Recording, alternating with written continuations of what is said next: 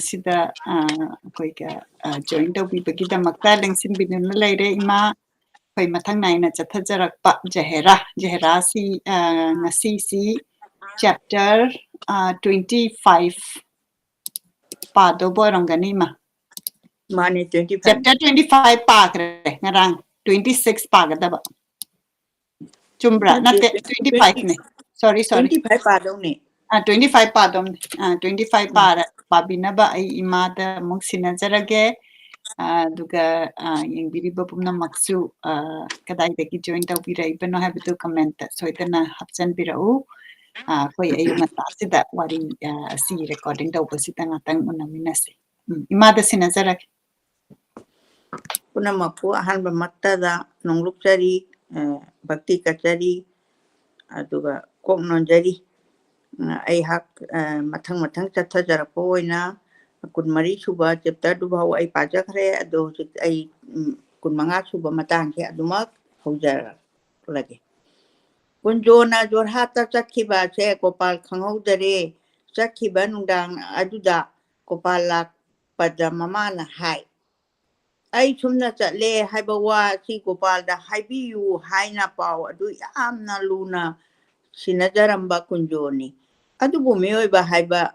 asinadi makhal manadabani mi aduna haibiramdare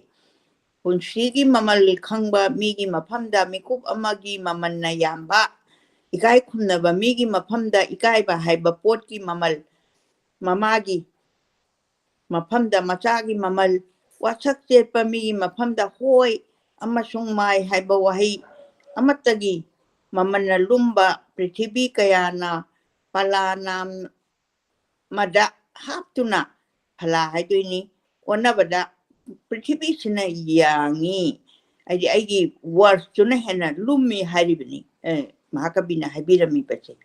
asibu maruk hatpa thamoi yaudaba migi mafamdadi punamak ache tera mafon oiduna to ikaim khandeba moidi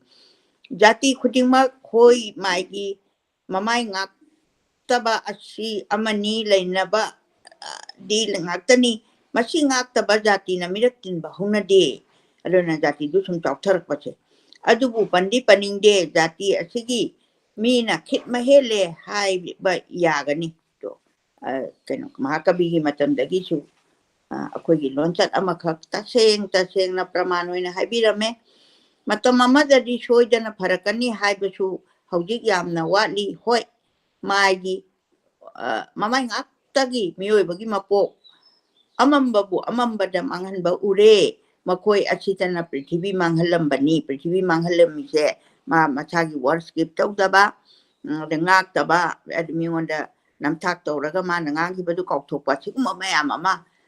sigi virus ngachi su adum hingaga leiribachini kuiraba virus mapini haina ai thamjaningi Musalman Amir asigi kolub asidi Tomia Munshi Fatiman ahum asina khoi mahumda chaina thinbagumna masa palhale di mi amada mo amabadam mayam che masa palhale di ya laubdo apachara duna ay ama Fatiman ase jahera gi da changle tombi bibi da indon ibema ay wa mata hage indol khoina di thaja biram lo Fatiman haiba ayasina ne ina wachibu indol bunusi jabani matamasi na thajara roi ibema imanu kari thajadani aigi inau asigi matau asida mayam asina saubani aigida ngasi mayam chakchana ga dauri mabu paisa putho u haiba natte indol lapiu jeherada ibema chasi mayam la hore amerigi macha Nurjan khoisu la hore ibema ima su lake nanau karigi yaw roidage chasine ibema ise ai lakjagani chachine adubo chingba ise lakjage hairaga maning thong lomda thokhare mamana ibema ima nanau puduna lake aigi jase maring marange haiduna ikai duna tawribani phare adudi indon la haluko haira maduna Fatiman ase chakare asomda Tomia khoi leiba aduda pau asi tamui jahera da mamana ibema chalu chaningdrabasu horel kok hek leithor o hai jahera na ima ꯑꯗꯨ ꯑꯩ ꯉꯝꯖꯔꯣꯏꯌꯦ ꯀꯔꯤ ꯍꯥꯏꯅ ꯑꯩꯕꯨ ꯑꯁꯤꯗ ꯆꯪꯉꯨꯒꯗꯒꯦ ꯈ꯭ꯋꯥꯏ ꯃꯆꯤꯟꯅ ꯈ꯭ꯋꯥꯏꯅꯒ ꯌꯥꯅꯤꯡꯗꯔꯦ ꯑꯩꯅ ꯃꯈꯣꯏꯗ ꯕꯗꯅꯥꯝ ꯀꯌꯥ ꯑꯃ ꯇꯧꯔꯦ ꯑꯩꯕꯨ ꯃꯈꯣꯡ ꯃꯔꯤ ꯄꯥꯟꯕ ꯖꯤꯕꯃꯛꯁꯨ ꯅꯠꯇꯦꯅꯦ ꯏꯃꯥ ꯑꯩ ꯉꯝꯖꯔꯣꯏꯌꯦ ꯐꯖꯗꯦ ꯍꯥꯏꯔꯒ ꯏꯃꯥꯅ ꯆꯠꯇꯨꯅ ꯃꯁꯥ ꯉꯝꯗꯗꯨꯅ ꯂꯩꯔꯦ ꯍꯥꯏꯕꯤꯔꯨ ꯍꯥꯏꯔꯦ ꯇꯣꯃꯤꯌꯥ ꯐꯇꯤꯃꯥꯟ ꯑꯅꯤ ꯇꯥꯟꯅꯗꯨꯅ ꯐꯇꯤꯃꯥꯟꯅ ꯑꯃꯤꯔ ꯑꯗꯨꯒꯤ ꯃꯆꯥꯅꯨꯄꯤꯒ ꯂꯣꯏꯅꯅ ꯑꯃꯨꯛ ꯂꯥꯛꯑꯦ ꯆꯠꯁꯤ ꯍꯥꯏꯗꯨꯅ ꯍꯧꯔꯨꯔꯦ ꯖꯍꯦꯔꯥꯁꯦ ꯃꯀꯣꯛ ꯉꯥꯎꯔꯦ ꯍꯥꯏꯗꯨꯅ ꯐꯃꯨꯡꯗ ꯂꯩꯔꯝꯃꯦ ꯌꯥꯔꯔꯣꯏ ꯍꯥꯏꯕ ꯎꯔꯦ ꯐꯇꯤꯃꯥꯟ ꯈꯣꯏ ꯆꯥꯛ ꯆꯥꯅꯕ ꯂꯣꯏꯔꯦ ꯌꯥꯔꯔꯣꯏꯗꯕ ꯃꯤꯗ ꯋꯥ ꯍꯥꯏꯔꯨꯕ ꯍꯥꯏꯕꯁꯤꯃꯛꯇꯕꯨ ꯍꯥꯏꯔꯨꯔꯤꯕ ꯃꯤ ꯑꯗꯨꯁꯨ ꯂꯩꯔꯝꯕꯁꯨ ꯁꯥꯎꯅꯤꯡꯕ ꯍꯦꯟꯒꯠꯅꯕ ꯍꯥꯏꯕꯁꯦ ꯍꯧꯅꯁꯥꯅꯤ ꯃꯁꯤꯅ ꯐꯇꯤꯃꯥꯟ ꯈꯣꯏ ꯑꯁꯤꯁꯨ ꯃꯀꯣꯛ ꯃꯃꯩ ꯍꯧꯕꯗꯨ ꯉꯥꯏꯔꯦ ꯁꯥꯎꯔꯦ ꯑꯁꯥꯎꯕ ꯁꯨꯝ ꯑꯁꯨꯝ ꯍꯦꯟꯒꯠꯈꯤꯗꯨꯅ ꯃꯤꯅꯝꯕꯒꯤ ꯃꯊꯧ ꯑꯊꯧꯕ ꯍꯨ ꯆꯩꯔꯕ ꯇꯦꯟ ꯑꯁꯦ ꯃꯥꯏꯀꯩ ꯈꯨꯗꯤꯡꯗ ꯀꯥꯞꯁꯤꯟꯕꯒꯤ ꯂꯦꯞꯄ ꯂꯩꯔꯛꯇꯔꯦ ꯃꯁꯤꯅ ꯍꯟꯗꯛ ꯊꯣꯛꯂꯔꯤꯕ ꯃꯥꯏꯀꯩ ꯑꯁꯤꯗ ꯃꯃꯥ ꯃꯆꯥ ꯑꯁꯤꯅ ꯈꯥꯡꯕ ꯑꯣꯟꯊꯣꯛꯅ ꯋꯥꯔꯦ ꯇꯦꯟ ꯑꯁꯤꯅ ꯄꯨꯂꯞ ꯑꯣꯏꯅ ꯇꯝꯂꯛꯄ ꯑꯁꯤꯅ ꯑꯃꯤꯔ ꯑꯗꯨꯒꯤ ꯏꯃꯨꯡ ꯃꯅꯨꯡꯗꯅꯤ ꯑꯗꯨꯒ ꯆꯩꯅꯥꯈꯣꯟꯗꯤ ꯖꯍꯦꯔꯥ ꯃꯃꯥ ꯃꯆꯥꯗ ꯁꯣꯛꯂꯔꯦ ꯑꯃꯤꯔ ꯑꯁꯤꯒꯤ ꯋꯥꯍꯩ ꯅꯠꯇꯅ ꯁꯥꯗꯨꯅ ꯂꯨꯄꯥ ꯄꯤꯒꯦ ꯄꯤꯔꯛꯎ ꯅꯠꯇ꯭ꯔꯒ ꯏꯪꯈꯣꯜ ꯑꯁꯤꯗꯒꯤ ꯆꯠꯄ ꯇꯥꯔꯤ ꯍꯥꯏꯕ ꯑꯁꯦ ꯑꯀꯟꯕ ꯏꯔꯩ ꯑꯃ ꯑꯣꯏꯅ ꯑꯃꯨꯛ ꯂꯥꯛ ꯐꯇꯤꯃꯥꯟ ꯂꯥꯛꯇꯨꯅ ꯊꯧꯔꯦ ꯃꯨꯟꯁꯤ ꯂꯥꯛꯇꯨꯅ ꯊꯧꯔꯦ ꯑꯗꯨ ꯅꯠꯇꯕ ꯃꯤꯁꯨ ꯂꯥꯛꯇꯨꯅ ꯊꯧꯔꯦ ꯃꯃꯩꯗ ꯈꯥꯡꯕ ꯌꯥꯗꯕ ꯃꯤ ꯑꯃ ꯂꯥꯛꯑꯦ ꯑꯃꯤꯔ ꯑꯗꯨ ꯂꯥꯛꯑꯦ ꯁꯦꯜ ꯑꯁꯦ ꯊꯧꯔꯔꯦ ꯑꯋꯥꯠꯄ ꯃꯦꯟꯅꯕ ꯁꯦꯟꯊꯧ ꯅꯠꯇꯔꯦ ꯂꯟꯒꯤ ꯑꯊꯣꯏꯕ ꯑꯃꯤꯔ ꯑꯗꯨꯒꯤ ꯀꯥꯗ ꯁꯣꯛꯏ ꯍꯥꯏꯕ ꯋꯥꯈꯜ ꯑꯃ ꯂꯩꯔꯗꯨꯅ ꯉꯥꯡꯊꯣꯔꯛꯄ ꯋꯥꯍꯩ ꯑꯗꯨꯗꯤ ꯑꯗꯨꯋꯥꯏꯗ ꯑꯣꯏꯈꯔꯦ ꯑꯔꯥꯏꯕ ꯑꯣꯏꯗꯔꯦ ꯂꯩꯍꯧꯔꯤꯕ ꯄꯨꯛꯅꯤꯡ ꯑꯗꯨ ꯌꯦꯡꯕꯗ ꯊꯣꯏꯅ ꯋꯥꯔꯦ ꯖꯍꯦꯔꯥ ꯃꯃꯥ ꯃꯆꯥ ꯇꯨꯝꯕ ꯍꯤꯞꯄ ꯌꯥꯈꯤꯗꯔꯦ ꯑꯃꯤꯔꯒꯤ ꯂꯟ ꯊꯨꯝ ꯑꯁꯦ ꯃꯨꯟꯁꯤ ꯑꯁꯤꯅ ꯊꯧꯕ ꯈꯣꯠꯄ ꯇꯧꯕꯅꯤꯅ ꯃꯥꯅ ꯊꯧꯕꯗ ꯄꯨꯝꯅꯃꯛ ꯑꯃꯤꯔꯒꯤ ꯃꯌꯥꯊꯪꯅꯤ ꯍꯥꯏꯅ ꯂꯧꯔꯤ ꯑꯁꯤꯅ ꯐꯇꯤꯃꯥꯟ ꯃꯇꯩ ꯃꯅꯥꯎꯅ ꯇꯧꯕ ꯊꯕꯛ ꯑꯁꯦ ꯈꯨꯗꯣꯡ ꯑꯃ ꯏꯆꯥ ꯆꯥꯗꯔꯦ ꯁꯪꯁꯥꯔ ꯑꯁꯤꯗ ꯂꯥꯏꯔꯕ ꯑꯃꯁꯨꯡ ꯈꯨꯗꯣꯡꯊꯤꯔꯕ ꯃꯤꯕꯨ ꯃꯇꯝ ꯇꯟꯗꯨꯅ ꯇꯧꯕꯅꯤ ꯍꯥꯏꯕ ꯑꯁꯤ ꯀꯅꯥꯒꯤ ꯃꯣꯠꯇ ꯆꯨꯝꯃꯤ ꯀꯅꯥꯒꯤꯅ ꯆꯨꯝꯗꯦ ꯂꯥꯏꯔꯕꯗꯤ ꯇꯧꯅꯤꯡꯉꯥꯏ ꯂꯩꯇꯦ ꯍꯥꯏꯕꯗꯤ ꯑꯆꯨꯝꯕꯅꯤ ꯂꯥꯏꯔꯕ ꯑꯁꯤꯒꯤ ꯃꯔꯝ ꯂꯩꯔꯤ ꯑꯇꯟꯕ ꯑꯃꯁꯨꯡ ꯑꯄꯪꯕꯅ ꯂꯥꯏꯔꯕ ꯍꯥꯏꯕ ꯑꯁꯤ ꯃꯌꯦꯛꯅ ꯇꯥꯕꯅꯤ ꯑꯇꯟꯕꯅ ꯇꯟꯕꯗꯒꯤ ꯃꯇꯝꯗꯨ ꯃꯥꯡꯍꯟꯗꯨꯅ ꯂꯥꯏꯔꯕ ꯍꯥꯏꯕ ꯂꯥꯏꯅꯥ ꯑꯁꯦ ꯊꯣꯛꯂꯛꯏ ꯑꯗꯨꯅ ꯑꯇꯟꯕꯅ ꯂꯥꯏꯔꯕꯅꯤ ꯍꯥꯏꯕ ꯃꯣꯠꯅ ꯃꯇꯥꯡ ꯑꯁꯤꯗ ꯑꯃꯨꯛ ꯆꯨꯝꯃꯛꯏ ꯂꯥꯏꯔꯔꯀꯥꯟꯗ ꯇꯧꯅꯤꯡꯉꯥꯏ ꯂꯩꯔꯛꯇ꯭ꯔꯕ ꯃꯇꯝꯗ ꯅꯣꯡꯃꯨꯔꯦ ꯁꯦꯂꯦꯞ ꯌꯥꯎꯗꯅ ꯁꯦꯟꯗꯣꯡ ꯂꯥꯛꯎ ꯌꯥꯗꯔꯦ ꯑꯗꯨꯅ ꯇꯟꯗ꯭ꯔꯕꯁꯨ ꯂꯥꯏꯔꯩ ꯍꯥꯏꯕ ꯃꯣꯠꯅ ꯃꯇꯥꯡ ꯑꯁꯤꯗ ꯑꯃꯨꯛ ꯆꯨꯝꯃꯛꯏ ꯁꯪꯁꯥꯔ ꯑꯁꯤꯗ ꯂꯥꯏꯕꯛ ꯊꯤꯕ ꯃꯄꯣꯛ ꯍꯥꯏꯔꯕꯗꯤ ꯑꯍꯟ ꯄꯥꯟꯗꯕ ꯍꯥꯏꯕ ꯃꯄꯣꯛ ꯑꯗꯨ ꯊꯤꯕ ꯂꯥꯏꯕꯛꯇꯤ ꯑꯃ ꯄꯣꯛꯇꯔꯦ ꯑꯗꯨꯗꯒꯤ ꯍꯦꯟꯕ ꯑꯃ ꯄꯣꯛꯇ꯭ꯔꯦ ꯋꯥꯔꯛꯄꯤꯅꯕ ꯂꯩꯇ꯭ꯔꯕ ꯃꯤꯑꯣꯏꯕꯒꯤ ꯃꯄꯣꯛ ꯑꯣꯏꯗꯨꯅ ꯄꯣꯛꯀꯗꯕꯒꯤ ꯁꯔꯨꯛꯄꯨꯗꯤ ꯃꯗꯨꯅ ꯃꯥꯡꯈꯤꯕ ꯁꯔꯨꯛ ꯆꯥꯝꯃ ꯐꯕ ꯋꯥꯅꯤ ꯑꯗꯨꯅ ꯅꯤꯡꯊꯧꯅ ꯋꯥꯔꯛꯄ ꯏꯟꯗ꯭ꯔꯕꯁꯨ ꯐꯩ ꯃꯃꯥ ꯃꯄꯥꯅ ꯋꯥꯔꯛꯄ ꯏꯟꯗꯕ ꯑꯉꯥꯡ ꯑꯃꯁꯨꯡ ꯃꯆꯥ ꯋꯥꯔꯛꯇꯕ ꯃꯃꯥ ꯃꯄꯥ ꯑꯅꯤ ꯑꯁꯤꯅ ꯇꯣꯟꯕꯗꯨꯗꯤ ꯃꯗꯨꯅ ꯃꯥꯡꯈꯤꯕꯅ ꯐꯩ ꯍꯥꯏꯕ ꯃꯄꯣꯛ ꯑꯁꯤꯗꯒꯤ ꯃꯥꯅ ꯇꯣꯟꯈꯔꯦ ꯃꯥꯅ ꯃꯍꯦꯜꯂꯦ ꯂꯥꯏꯔꯕꯕꯨ ꯕꯤꯙꯥꯇꯥꯒꯤ ꯅꯣꯡꯗꯝꯅꯤ ꯍꯥꯏꯗꯨꯅ ꯃꯤꯅ ꯏꯟꯊꯣꯛꯅꯔꯤꯕ ꯑꯋꯥꯕ ꯍꯧꯈ꯭ꯔꯕꯕꯨ ꯀꯥꯎꯅꯕ ꯍꯥꯏꯅꯔꯤꯕ ꯑꯁꯦ ꯃꯇꯥꯡ ꯑꯁꯤꯗꯅꯤ ꯋꯥꯐꯝ ꯑꯅꯤ ꯑꯁꯤ ꯂꯧꯁꯤꯜꯂꯒ ꯑꯇꯟꯕ ꯑꯃꯁꯨꯡ ꯑꯄꯪꯕ ꯂꯥꯏꯔꯕꯅꯤ ꯍꯥꯏꯕ ꯋꯥꯐꯝ ꯑꯁꯦ ꯃꯐꯝ ꯑꯁꯤꯗ ꯇꯥꯔꯕꯅꯤ ꯁꯪꯁꯥꯔ ꯑꯁꯤꯗ ꯁꯦꯝꯃꯤꯕ ꯃꯃꯥ ꯀꯅꯥ ꯑꯃꯠꯇꯅꯕꯨ ꯋꯥꯔꯁꯅꯨ ꯍꯥꯏꯅ ꯁꯦꯝꯕ ꯅꯠꯇꯦ ꯃꯥꯒꯤ ꯃꯊꯧꯅ ꯃꯔꯧꯁꯤꯡ ꯑꯗꯨꯒꯤ ꯃꯇꯨꯡ ꯏꯟꯅ ꯃꯥꯅ ꯇꯧꯕꯅ ꯃꯥꯅ ꯑꯩꯅ ꯇꯧꯕꯅ ꯑꯩꯅ ꯐꯪꯉꯤ ꯃꯇꯥꯡ ꯑꯁꯤꯗ ꯕꯤꯙꯤꯕꯨ ꯀꯔꯃꯅ ꯀꯜꯂꯤ ꯍꯥꯏꯕ ꯋꯥꯐꯝ ꯑꯁꯤ ꯂꯥꯛꯏ ꯕꯤꯙꯤ ꯍꯥꯏꯕꯗꯤ ꯃꯁꯤꯗ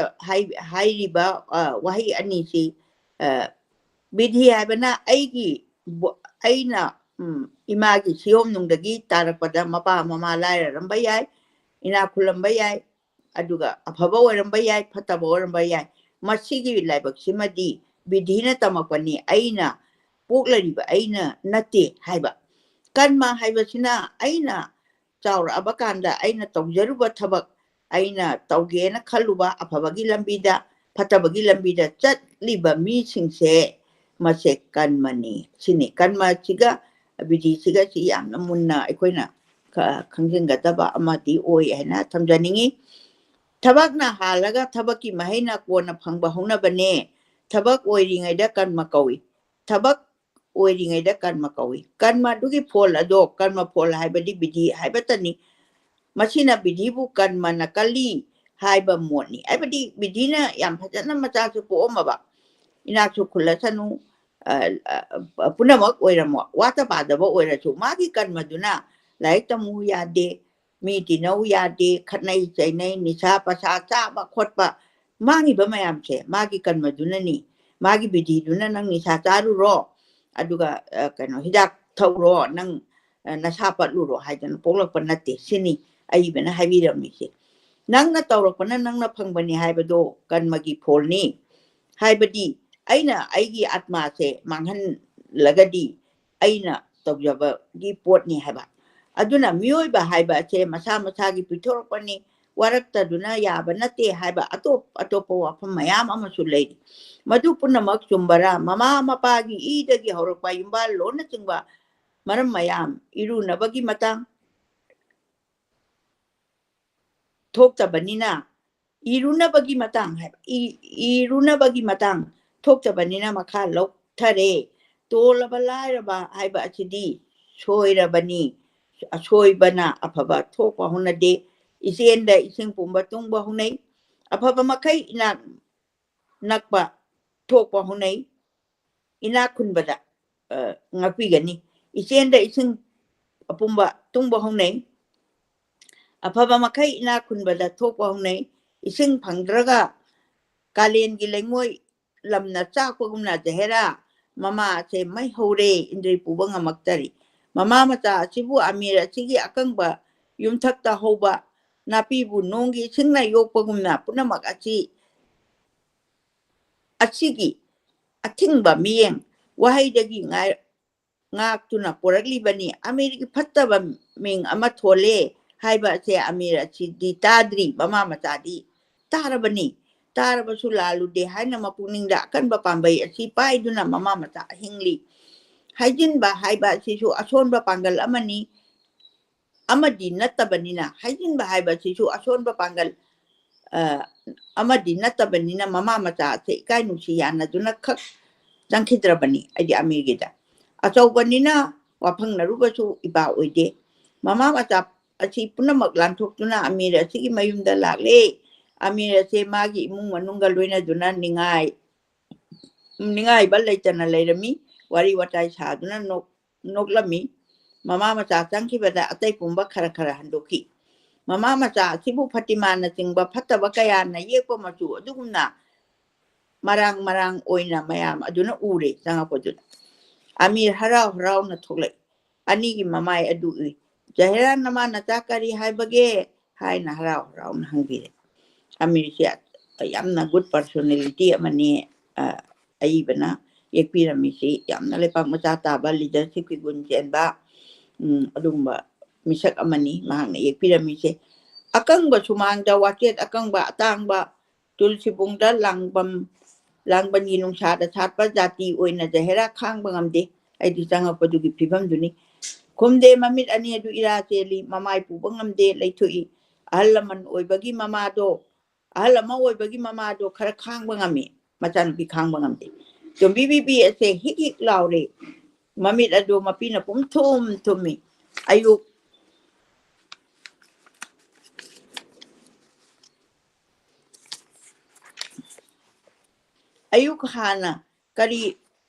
ꯍꯥꯟꯅ ꯀꯔꯤ ꯇꯧꯔꯕꯒꯦ ꯅꯃꯥ ꯅꯆꯥꯕꯨ ꯑꯍꯥꯟꯕꯗ ꯑꯃꯤꯔꯁꯤꯅ ꯑꯃꯨꯛ ꯅꯃꯥ ꯅꯆꯥꯕꯨ ꯀꯩꯗꯧꯔꯕꯒꯦ ꯀꯅꯥꯒ ꯈꯠꯅꯔꯕꯒꯦ ꯍꯥꯏꯌꯨ ꯍꯥꯏꯔꯦ ꯁꯥꯍꯦꯕ ꯑꯩꯅ ꯍꯧꯖꯤꯛ ꯑꯃꯤꯔꯒꯤ ꯂꯃꯟ ꯄꯨꯝꯕ ꯁꯤꯟꯕ ꯉꯝꯒꯅꯤ ꯍꯥꯏꯕꯁꯨ ꯎꯄꯥꯏ ꯎꯗꯔꯦ ꯆꯔꯥ ꯍꯦꯟꯗꯨꯅ ꯂꯩꯖꯔꯕꯅꯤ ꯁꯥꯍꯦꯕꯅ ꯗꯔꯌꯥꯞ ꯇꯧꯕꯤꯌꯨ ꯏꯆꯥꯁꯦ ꯄꯤꯛꯇꯛ ꯄꯤꯛꯂꯤꯕ ꯑꯉꯥꯡꯃꯛ ꯑꯣꯏꯔꯕꯗꯤ ꯇꯔꯥ ꯊꯣꯛꯅ ꯆꯦꯟꯗꯨꯅ ꯇꯥꯝꯃꯨꯒꯦ ꯃꯥ ꯂꯩꯇꯔꯦ ꯑꯩꯇꯒꯤ ꯑꯣꯏꯔꯕꯗꯤ ꯎꯈꯣꯡꯗꯁꯨ ꯂꯩꯔꯨꯔꯒꯦ ꯑꯁꯤꯕꯨ ꯀꯔꯝꯕ ꯄꯨꯗꯨꯅ ꯅꯍꯣꯏ ꯈ꯭ꯋꯥꯏ ꯊꯥꯗꯣꯛꯇꯨꯅ ꯆꯠꯁꯤꯒꯦ ꯃꯥꯒꯤ ꯑꯔꯦꯞꯄ ꯑꯃꯇꯪ ꯈꯪꯖꯈꯤꯒꯦ ꯆꯍꯤ ꯃꯈꯥꯏ ꯑꯃ ꯑꯃꯁꯨꯡ ꯑꯃꯠꯇꯗꯤ ꯂꯩꯖꯕ ꯌꯥꯅꯕ ꯃꯦꯍꯔꯕꯥꯟ ꯇꯧꯕꯤꯌꯨꯅꯦ ꯍꯥꯏꯔꯛꯏ ꯑꯃꯤꯔ ꯑꯁꯤ ꯋꯥꯐꯝ ꯑꯁꯤ ꯇꯪꯈꯥꯏ ꯌꯧꯗ꯭ꯔꯤꯉꯩꯗ ꯚꯥꯞ ꯆꯥꯎꯊꯣꯛꯅ ꯈꯪꯉꯦ ꯄꯥꯛ ꯈꯨꯝꯗꯦ ꯑꯉꯛꯄ ꯐꯪꯉꯤ ꯃꯥꯏꯊꯣꯡ ꯑꯣꯜꯂꯤ ꯉꯥꯏꯍꯥꯛ ꯇꯨꯃꯤꯟ ꯂꯩꯔꯒ ꯍꯥꯏꯌꯨ ꯀꯔꯝꯅ ꯑꯃꯨꯛ ꯍꯥꯏ ꯇꯣꯝꯕꯤ ꯕꯤꯕꯤꯅ ꯏꯃꯥ ꯏꯆꯥꯕꯨ ꯆꯍꯤ ꯃꯈꯥꯏ ꯑꯃ ꯑꯃꯁꯨꯡ ꯑꯃꯠꯇꯗꯤ ꯃꯄꯥꯅ ꯊꯝꯕꯤꯔꯝꯕ ꯌꯨꯝ ꯏꯪꯈꯣꯜ ꯑꯁꯤꯗ ꯂꯩꯖꯈꯤꯒꯦ ꯑꯃꯤꯔ ꯈꯣꯏ ꯈ꯭ꯋꯥꯏꯒꯤ ꯁꯦꯕꯥ ꯇꯥꯡꯖꯈꯤꯒꯦ ꯁꯦꯒꯥ ꯇꯥꯡꯖꯈꯤꯒꯦ ꯁꯦꯒꯥꯏꯗꯤ ꯃꯥꯏ ꯃꯁꯥꯏꯀꯣꯟꯗ ꯂꯩꯕ ꯃꯥꯒꯤ ꯑꯀꯟꯕꯒꯤ ꯃꯔꯨꯝꯗ ꯎꯔꯨꯝ ꯊꯤꯖꯔꯤꯕ ꯑꯗꯨꯒꯤ ꯋꯥꯈꯜꯅꯤ ꯈ꯭ꯋꯥꯏꯒꯤ ꯁꯦꯒꯥ ꯇꯥꯡꯖꯈꯤꯒꯦ ꯉꯁꯤ ꯍꯌꯦꯡꯃꯛ ꯆꯠꯄ ꯍꯥꯏꯕ ꯑꯁꯤꯗꯤ ꯍꯥꯏꯕꯤꯒꯅꯨ ꯑꯗꯨꯒꯤ ꯁꯂꯥꯝ ꯇꯧꯖꯒꯦ ꯍꯥꯏꯅ ꯂꯥꯛꯆꯕꯅꯤ ꯍꯥꯏꯔꯦ ꯑꯃꯤꯔ ꯑꯁꯤ ꯃꯔꯨ ꯂꯨꯞꯊꯈꯔꯦ ꯖꯍꯦꯔꯥꯅ ꯃꯇꯝ ꯑꯁꯤꯗ ꯂꯦꯞꯄꯁꯦ ꯄ꯭ꯔꯤꯊꯤꯕꯤ ꯑꯁꯤ ꯃꯁꯛ ꯎꯗꯦ ꯑꯋꯥꯕ ꯈꯥꯡꯂꯕ ꯃꯃꯥ ꯑꯗꯨꯒꯤꯅ ꯑꯃ ꯑꯣꯏꯔꯦ ꯑꯃꯤꯔ ꯑꯁꯤꯅ ꯂꯩꯌꯨ ꯂꯩꯌꯨ ꯀꯔꯤꯒꯤ ꯆꯠꯀꯗꯒꯦ ꯀꯔꯤ ꯍꯥꯏꯅꯤꯡꯕ ꯂꯩꯔꯤ ꯑꯩꯒꯤ ꯀꯔꯤꯁꯨ ꯂꯩꯖꯗꯦ ꯏꯃꯥ ꯏꯆꯥꯕꯨ ꯃꯇꯝ ꯈꯔꯗꯪ ꯂꯩꯍꯟꯕꯤꯕ ꯍꯥꯏꯕ ꯁꯥꯍꯦꯕꯀꯤ ꯃꯦꯍꯔꯕꯥꯅꯤ ꯑꯁꯤꯇ ꯅꯤꯖꯒꯦ ꯂꯥꯛꯆꯕꯅꯤ ꯐꯩ ꯂꯩꯌꯨ ꯅꯃꯥ ꯅꯆꯥ ꯃꯤ ꯈꯠꯅꯒꯅꯨ ꯃꯌꯥꯝ ꯑꯁꯤꯅ ꯌꯥꯅꯅꯕ ꯆꯠꯂꯨꯅꯦ ꯍꯥꯏꯕꯤꯔꯦ ꯃꯃꯥ ꯃꯆꯥ ꯑꯁꯦ ꯑꯃꯤꯔꯗ ꯁꯂꯥꯝ ꯇꯧꯔꯝꯗꯨꯅ ꯍꯟꯈ꯭ꯔꯦ ꯁꯪꯁꯥꯔ ꯑꯁꯤꯗ ꯃꯤ ꯍꯥꯠꯂꯨꯔꯦ ꯍꯥꯏꯗꯨꯅ ꯃꯤꯕꯨ ꯍꯥꯠꯄ ꯇꯥꯔꯕ ꯃꯇꯝꯗ ꯅꯨꯡꯁꯤꯔꯛꯏ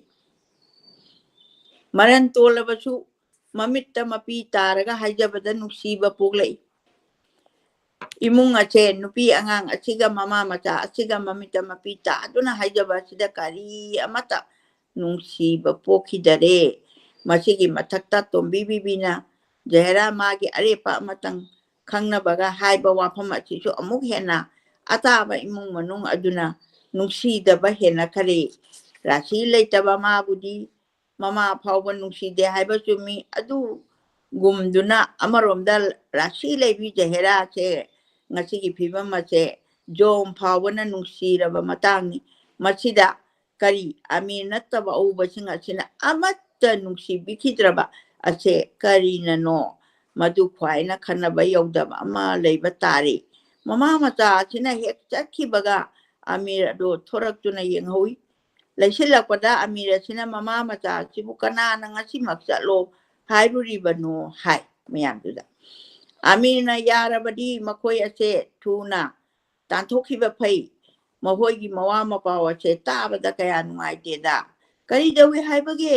ꯀꯔꯤ ꯇꯧꯒꯗꯕꯅꯣ ꯃꯤꯒꯤ ꯐꯠꯇꯕꯗꯨꯕꯨ ꯉꯥꯡꯅꯔꯨꯕꯗꯨꯅ ꯇꯥꯟꯊꯣꯛꯄꯤꯈ꯭ꯔꯒ ꯂꯣꯏꯔꯦ ꯇꯥꯟꯊꯣꯛꯄꯤꯈꯣ ꯃꯁꯤꯅ ꯏꯁꯝ ꯍꯦꯛ ꯁꯝꯃꯤ ꯃꯤꯕꯨ ꯎꯆꯦꯛꯅꯤ ꯍꯥꯏꯗꯨꯅ ꯄꯥꯛ ꯄꯥꯏꯕ ꯌꯥꯕꯔꯥ ꯐꯔꯕꯗꯤ ꯁꯥ ꯎꯆꯦꯛꯄꯨꯗꯤ ꯌꯣꯛꯇꯨꯅ ꯌꯣꯛꯅꯩ ꯌꯣꯛꯇꯨꯝ ꯌꯣꯛꯅꯩ ꯌꯣꯛꯄ ꯌꯥꯕ ꯁꯥ ꯎꯆꯦꯛ ꯅꯠꯇꯦ ꯃꯗꯨꯅ ꯀꯥꯟꯅꯗꯦ ꯍꯥꯏꯖꯕꯅꯤ ꯀꯔꯤ ꯀꯥꯟꯅꯒꯗꯒꯦ ꯁꯤꯕꯨ ꯍꯥꯏꯔꯨꯗꯨꯅ ꯑꯗꯨꯗꯤ ꯅꯪꯁꯨ ꯌꯥꯎꯅ ꯇꯥꯟꯕꯤꯔꯨꯔꯤꯕꯒꯤ ꯋꯥ ꯑꯣꯏꯔꯦ ꯌꯥꯎꯏ ꯑꯩꯅ ꯌꯦꯡꯅꯤꯡꯗꯗꯨꯅ ꯍꯥꯏꯍꯟꯕꯅꯤ ꯍꯥꯏꯅ ꯑꯃꯤꯔ ꯑꯁꯤꯅ ꯈꯨꯝꯃꯤ ꯋꯥ ꯑꯁꯤ ꯑꯃ ꯑꯅꯤ ꯉꯥꯡꯅꯕꯗ ꯃꯨꯁꯜꯃꯥꯟꯒꯤ ꯃꯔꯛꯇꯒꯤ ꯈ꯭ꯋꯥꯏꯗꯒꯤ ꯋꯥꯈꯜ ꯂꯩꯕ ꯂꯩꯄꯥꯛ ꯃꯆꯥ ꯑꯃ ꯑꯣꯏꯗꯨꯅ ꯀꯔꯤꯅꯣ ꯑꯃ ꯂꯩꯔꯦ ꯍꯥꯏꯕ ꯈꯪꯉꯦ ꯊꯤꯒꯗꯔꯥ ꯊꯤꯔꯣꯏꯗꯔꯥ ꯂꯦꯞꯇꯨꯅ ꯑꯗꯨꯝ ꯈꯟꯗꯨꯅ ꯂꯩꯔꯦ ꯃꯕꯨꯛꯅꯤꯡꯗ ꯂꯩꯕ ꯋꯥꯐꯝ ꯁꯦꯡꯅ ꯍꯥꯏꯒꯦ ꯍꯥꯏꯌꯨ ꯁꯦꯡꯗꯅ ꯍꯥꯏꯒꯦ ꯍꯥꯏꯌꯨ ꯑꯁꯦꯡꯕ ꯃꯤꯗꯗꯤ ꯑꯉꯥꯡ ꯑꯗꯣ ꯇꯁꯦꯡꯅ ꯎꯗ꯭ꯔꯕꯁꯨ ꯃꯆꯨ ꯑꯃꯗꯤ ꯍꯦꯛꯇ ꯐꯥꯎꯏ ꯑꯃꯤꯔꯅ ꯃꯥꯒꯤ ꯅꯨꯄꯤ ꯑꯗꯨꯕꯨ ꯁꯪꯇ꯭ꯔꯤꯛ ꯌꯦꯡꯉꯤ ꯑꯃꯤꯔꯒꯤ ꯑꯗꯨꯁꯨ ꯃꯤꯠꯌꯦꯡ ꯑꯗꯨꯗ ꯋꯥꯔꯧꯔꯦ ꯃꯁꯤꯗ ꯑꯩꯈꯣꯏꯒꯤ 25 ꯁꯨꯕ ꯃꯇꯥꯡꯁꯤ ꯂꯣꯏꯁꯤꯟꯖꯔꯦ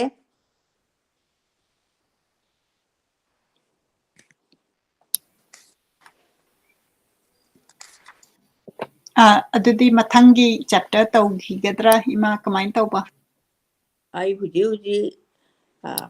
ꯑꯩ ꯆꯠꯊꯖꯔꯛꯀꯦ ꯍꯥꯏꯅ ꯈꯟꯖꯔꯦ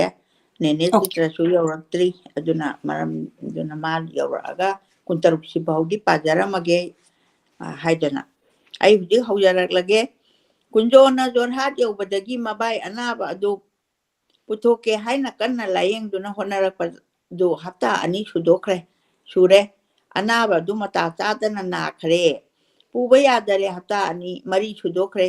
ꯑꯁꯤ ꯐꯥꯎꯕꯗ ꯄꯨꯕ ꯌꯥꯒꯗꯕ ꯃꯑꯣꯡꯗꯤ ꯊꯣꯛꯇꯔꯤ ꯃꯅꯤꯄꯨꯔꯕꯨ ꯍꯞꯇꯥ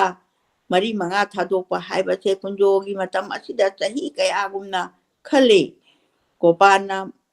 ꯃꯌꯨꯝꯗ ꯆꯠꯇꯨꯅ ꯊꯤꯀꯥꯅ ꯂꯧꯔꯒ ꯍꯥꯏꯕ ꯌꯥꯕ ꯃꯔꯣꯜ ꯃꯈꯩ ꯍꯥꯏ ꯊꯤꯀꯥꯅ ꯉꯥꯛꯄꯤꯒꯅꯤ ꯒꯣꯄꯥꯜꯅ ꯃꯌꯨꯝꯗ ꯆꯠꯇꯨꯅ ꯊꯤꯀꯥꯅ ꯂꯧꯔꯒ ꯍꯥꯏꯕ ꯌꯥꯕ ꯃꯔꯣꯜ ꯍꯥꯏꯔꯤ ꯖꯍꯦꯔꯥꯕꯨ ꯎꯅꯗꯨꯅ ꯋꯥ ꯉꯥꯡꯅꯅꯕ ꯎꯄꯥꯏ ꯌꯥꯝꯅ ꯂꯨꯈꯔꯦ ꯍꯥꯏꯕ ꯑꯕꯁꯊꯥ ꯑꯁꯤꯁꯨ ꯍꯥꯏꯈ꯭ꯔꯦ ꯃꯔꯛ ꯑꯁꯤꯗ ꯄꯥꯡꯊꯣꯛꯂꯦ ꯖꯍꯦꯔꯥꯕꯨ ꯃꯌꯥꯝ ꯑꯁꯤꯅ ꯌꯦꯡꯊꯤꯕ ꯃꯔꯝ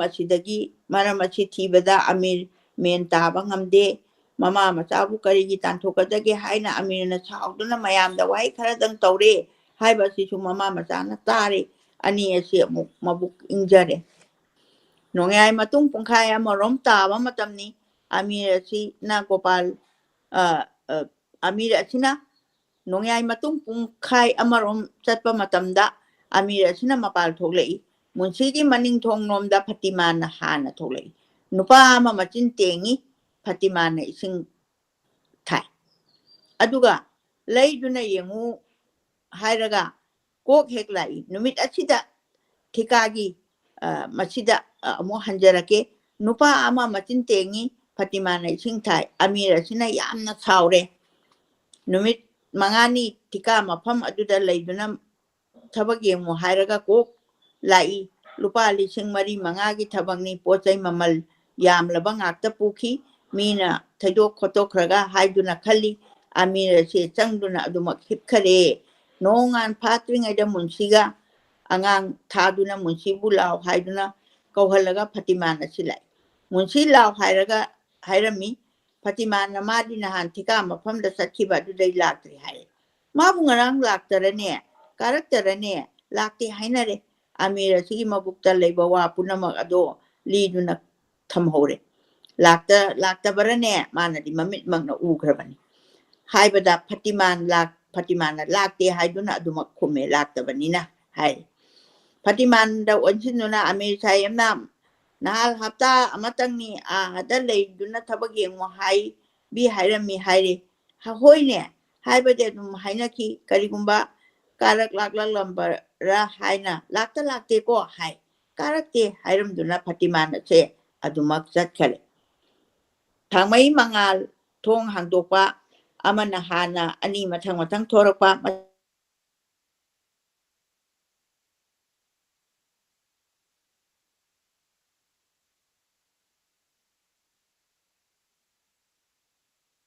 ꯑꯗꯨꯒ ꯃꯨꯟꯁꯤ ꯂꯥꯛꯇꯦ ꯍꯥꯏꯕ ꯑꯗꯨꯒ ꯁꯥꯎꯗꯨꯅ ꯉꯟꯇꯥ ꯑꯁꯤꯗ ꯁꯒꯣꯜ ꯇꯣꯡꯗꯨꯅ ꯊꯤꯀꯥ ꯃꯐꯝ ꯇꯥꯅ ꯆꯠꯈꯔꯦ ꯁꯒꯣꯜꯅ ꯑꯉꯟꯕꯗ ꯆꯠꯄ ꯑꯗꯨꯗ ꯁꯒꯣꯜ ꯂꯃꯈꯥꯡꯗ ꯊꯅꯝꯂꯒ ꯄꯨꯡ 7ꯒꯤ ꯒꯥꯔꯤ ꯊꯥꯔꯛꯄ ꯂꯃꯈꯥꯡꯗꯒꯤ ꯇꯣꯡꯈꯔꯦ ꯊꯤꯀꯥ ꯃꯐꯝꯗ ꯑꯃꯤꯔ ꯊꯨꯡꯂꯔꯦ ꯑꯃꯤꯔ ꯂꯥꯛꯄ ꯊꯕꯛ ꯁꯨꯕ ꯃꯌꯥꯝ ꯑꯗꯣ ꯂꯥꯏ ꯇꯥꯔꯛꯄꯒꯨꯝ ꯁꯂꯥꯝ ꯇꯧꯗꯨꯅ ꯑꯣꯏ ꯃꯨꯟꯁꯤ ꯍꯪꯕꯗ ꯄꯩꯁꯥ ꯋꯥꯂꯥ ꯃꯤ ꯈꯔ ꯋꯥꯠꯂꯤ ꯂꯧꯒꯅꯤ ꯍꯥꯏꯗꯨꯅ ꯉꯔꯥꯡ ꯅꯨꯃꯤꯗꯥꯡ ꯋꯥꯏꯔꯝ ꯒꯥꯔꯤꯗ ꯁꯦꯛꯃꯥꯏꯗ ꯊꯤꯀꯥ ꯃꯐꯝꯗ ꯆꯠꯈꯤ ꯍꯥꯏꯕꯤꯔꯦ ꯉꯥꯏꯍꯥꯛ ꯂꯩꯔꯒ ꯒꯥꯔꯤꯗ ꯄꯩꯁꯥ ꯋꯥꯂꯥ ꯃꯤ 10ꯒ ꯂꯣꯏꯅꯅ ꯊꯨꯡꯂꯔꯦ ꯋꯥꯔꯝ ꯍꯪꯅꯕꯗ ꯃꯨꯟꯁꯤꯅ ꯑꯩꯗꯤ ꯀꯗꯥꯏꯗꯒꯤ ꯌꯨꯝ ꯌꯧꯔꯝꯒꯗꯒꯦ ꯍꯥꯏꯔꯦ ꯑꯃꯤꯔ ꯑꯁꯤꯅ ꯃꯔꯝ ꯆꯠꯅꯃꯤꯅꯝꯕ ꯍꯥꯏꯕꯁꯦ ꯌꯥꯝꯅ ꯁꯥꯎꯏ ꯃꯗꯨ ꯐꯪꯗ꯭ꯔꯤꯕ ꯃꯈꯩ ꯊꯤꯀꯥ ꯑꯗꯨ ꯁꯦꯡꯗꯣꯛꯇꯕ ꯌꯥꯗꯦ ꯁꯨꯝꯅ ꯈꯜꯂꯤ ꯃꯗꯨ ꯐꯪꯗ꯭ꯔꯤꯉꯩꯗ ꯃꯨꯟꯁꯤ ꯑꯁꯦ ꯂꯥꯛꯇꯕꯅꯤꯅ ꯄꯪꯁꯥꯎꯗ ꯁꯥꯎꯔꯦ ꯃꯕꯨꯛꯀꯤ ꯑꯁꯦꯡꯕ ꯑꯗꯨꯗ ꯇꯣꯡꯗꯨꯅ ꯋꯥꯁꯦ ꯉꯥꯡꯅꯕꯗ ꯑꯄꯪꯕꯗꯤ ꯑꯃꯠꯇꯁꯨ ꯌꯥꯎꯗꯕꯅꯤꯅ ꯚꯥꯞ ꯑꯃ ꯇꯥꯅꯔꯦ ꯃꯃꯩꯗ ꯊꯤꯀꯥꯒꯤ ꯃꯊꯛꯇ ꯇꯥꯅꯗꯨꯅ ꯂꯥꯛꯇꯕꯒꯤ ꯋꯥ ꯑꯅꯤꯃꯛ ꯇꯣꯛꯅꯔꯦ ꯃꯨꯟꯁꯤ ꯉꯁꯤꯗꯤ ꯀꯥꯡꯈꯜꯗ ꯂꯤꯜ ꯆꯪꯕ ꯀꯥꯡꯈꯗ ꯂꯤꯜ ꯆꯪꯕ ꯈꯨꯖꯤꯟꯗ ꯇꯨꯝ ꯆꯪꯕ ꯑꯗꯨꯝ ꯁꯧꯕꯤꯡꯒ ꯄꯨꯛꯅꯤꯡ ꯑꯃ ꯇꯧꯔꯦ ꯃꯨꯟꯁꯤꯁꯦ ꯑꯃꯤꯔ ꯑꯗꯨꯁꯨ ꯑꯗꯨꯃꯛꯇꯤ ꯌꯧꯗꯦ ꯈꯪꯅꯤꯡꯕ ꯄꯨꯛꯅꯤꯡ ꯑꯃꯗꯤ ꯇꯁꯦꯡꯅ ꯄꯣꯛꯂꯛꯏ ꯑꯁꯣꯝꯗ ꯑꯃꯤꯔꯅ ꯊꯤꯀꯥ ꯃꯐꯝꯗ ꯆꯠꯈꯤꯕ ꯄꯥꯎ ꯑꯁꯦ ꯐꯇꯤꯃꯥꯟ ꯇꯥꯏ ꯑꯗꯨꯒ ꯂꯥꯛꯇꯦꯀꯣ ꯍꯥꯏꯈꯤꯕ ꯑꯃꯤꯔꯒꯤ ꯋꯥ ꯑꯗꯨ ꯃꯅꯥꯀꯣꯡꯗ ꯍꯦꯛ ꯆꯪꯕꯗ ꯑꯗꯨꯋꯥꯏꯗꯒꯤ ꯑꯔꯥꯏꯕꯤ ꯅꯨꯄꯤꯗꯤ ꯅꯠꯇꯕꯅꯤꯅ ꯐꯇꯤꯃꯥꯟꯒꯤ ꯃꯕꯨꯛꯇ ꯆꯤꯡꯅꯕ ꯑꯃ ꯄꯣꯛꯈꯤ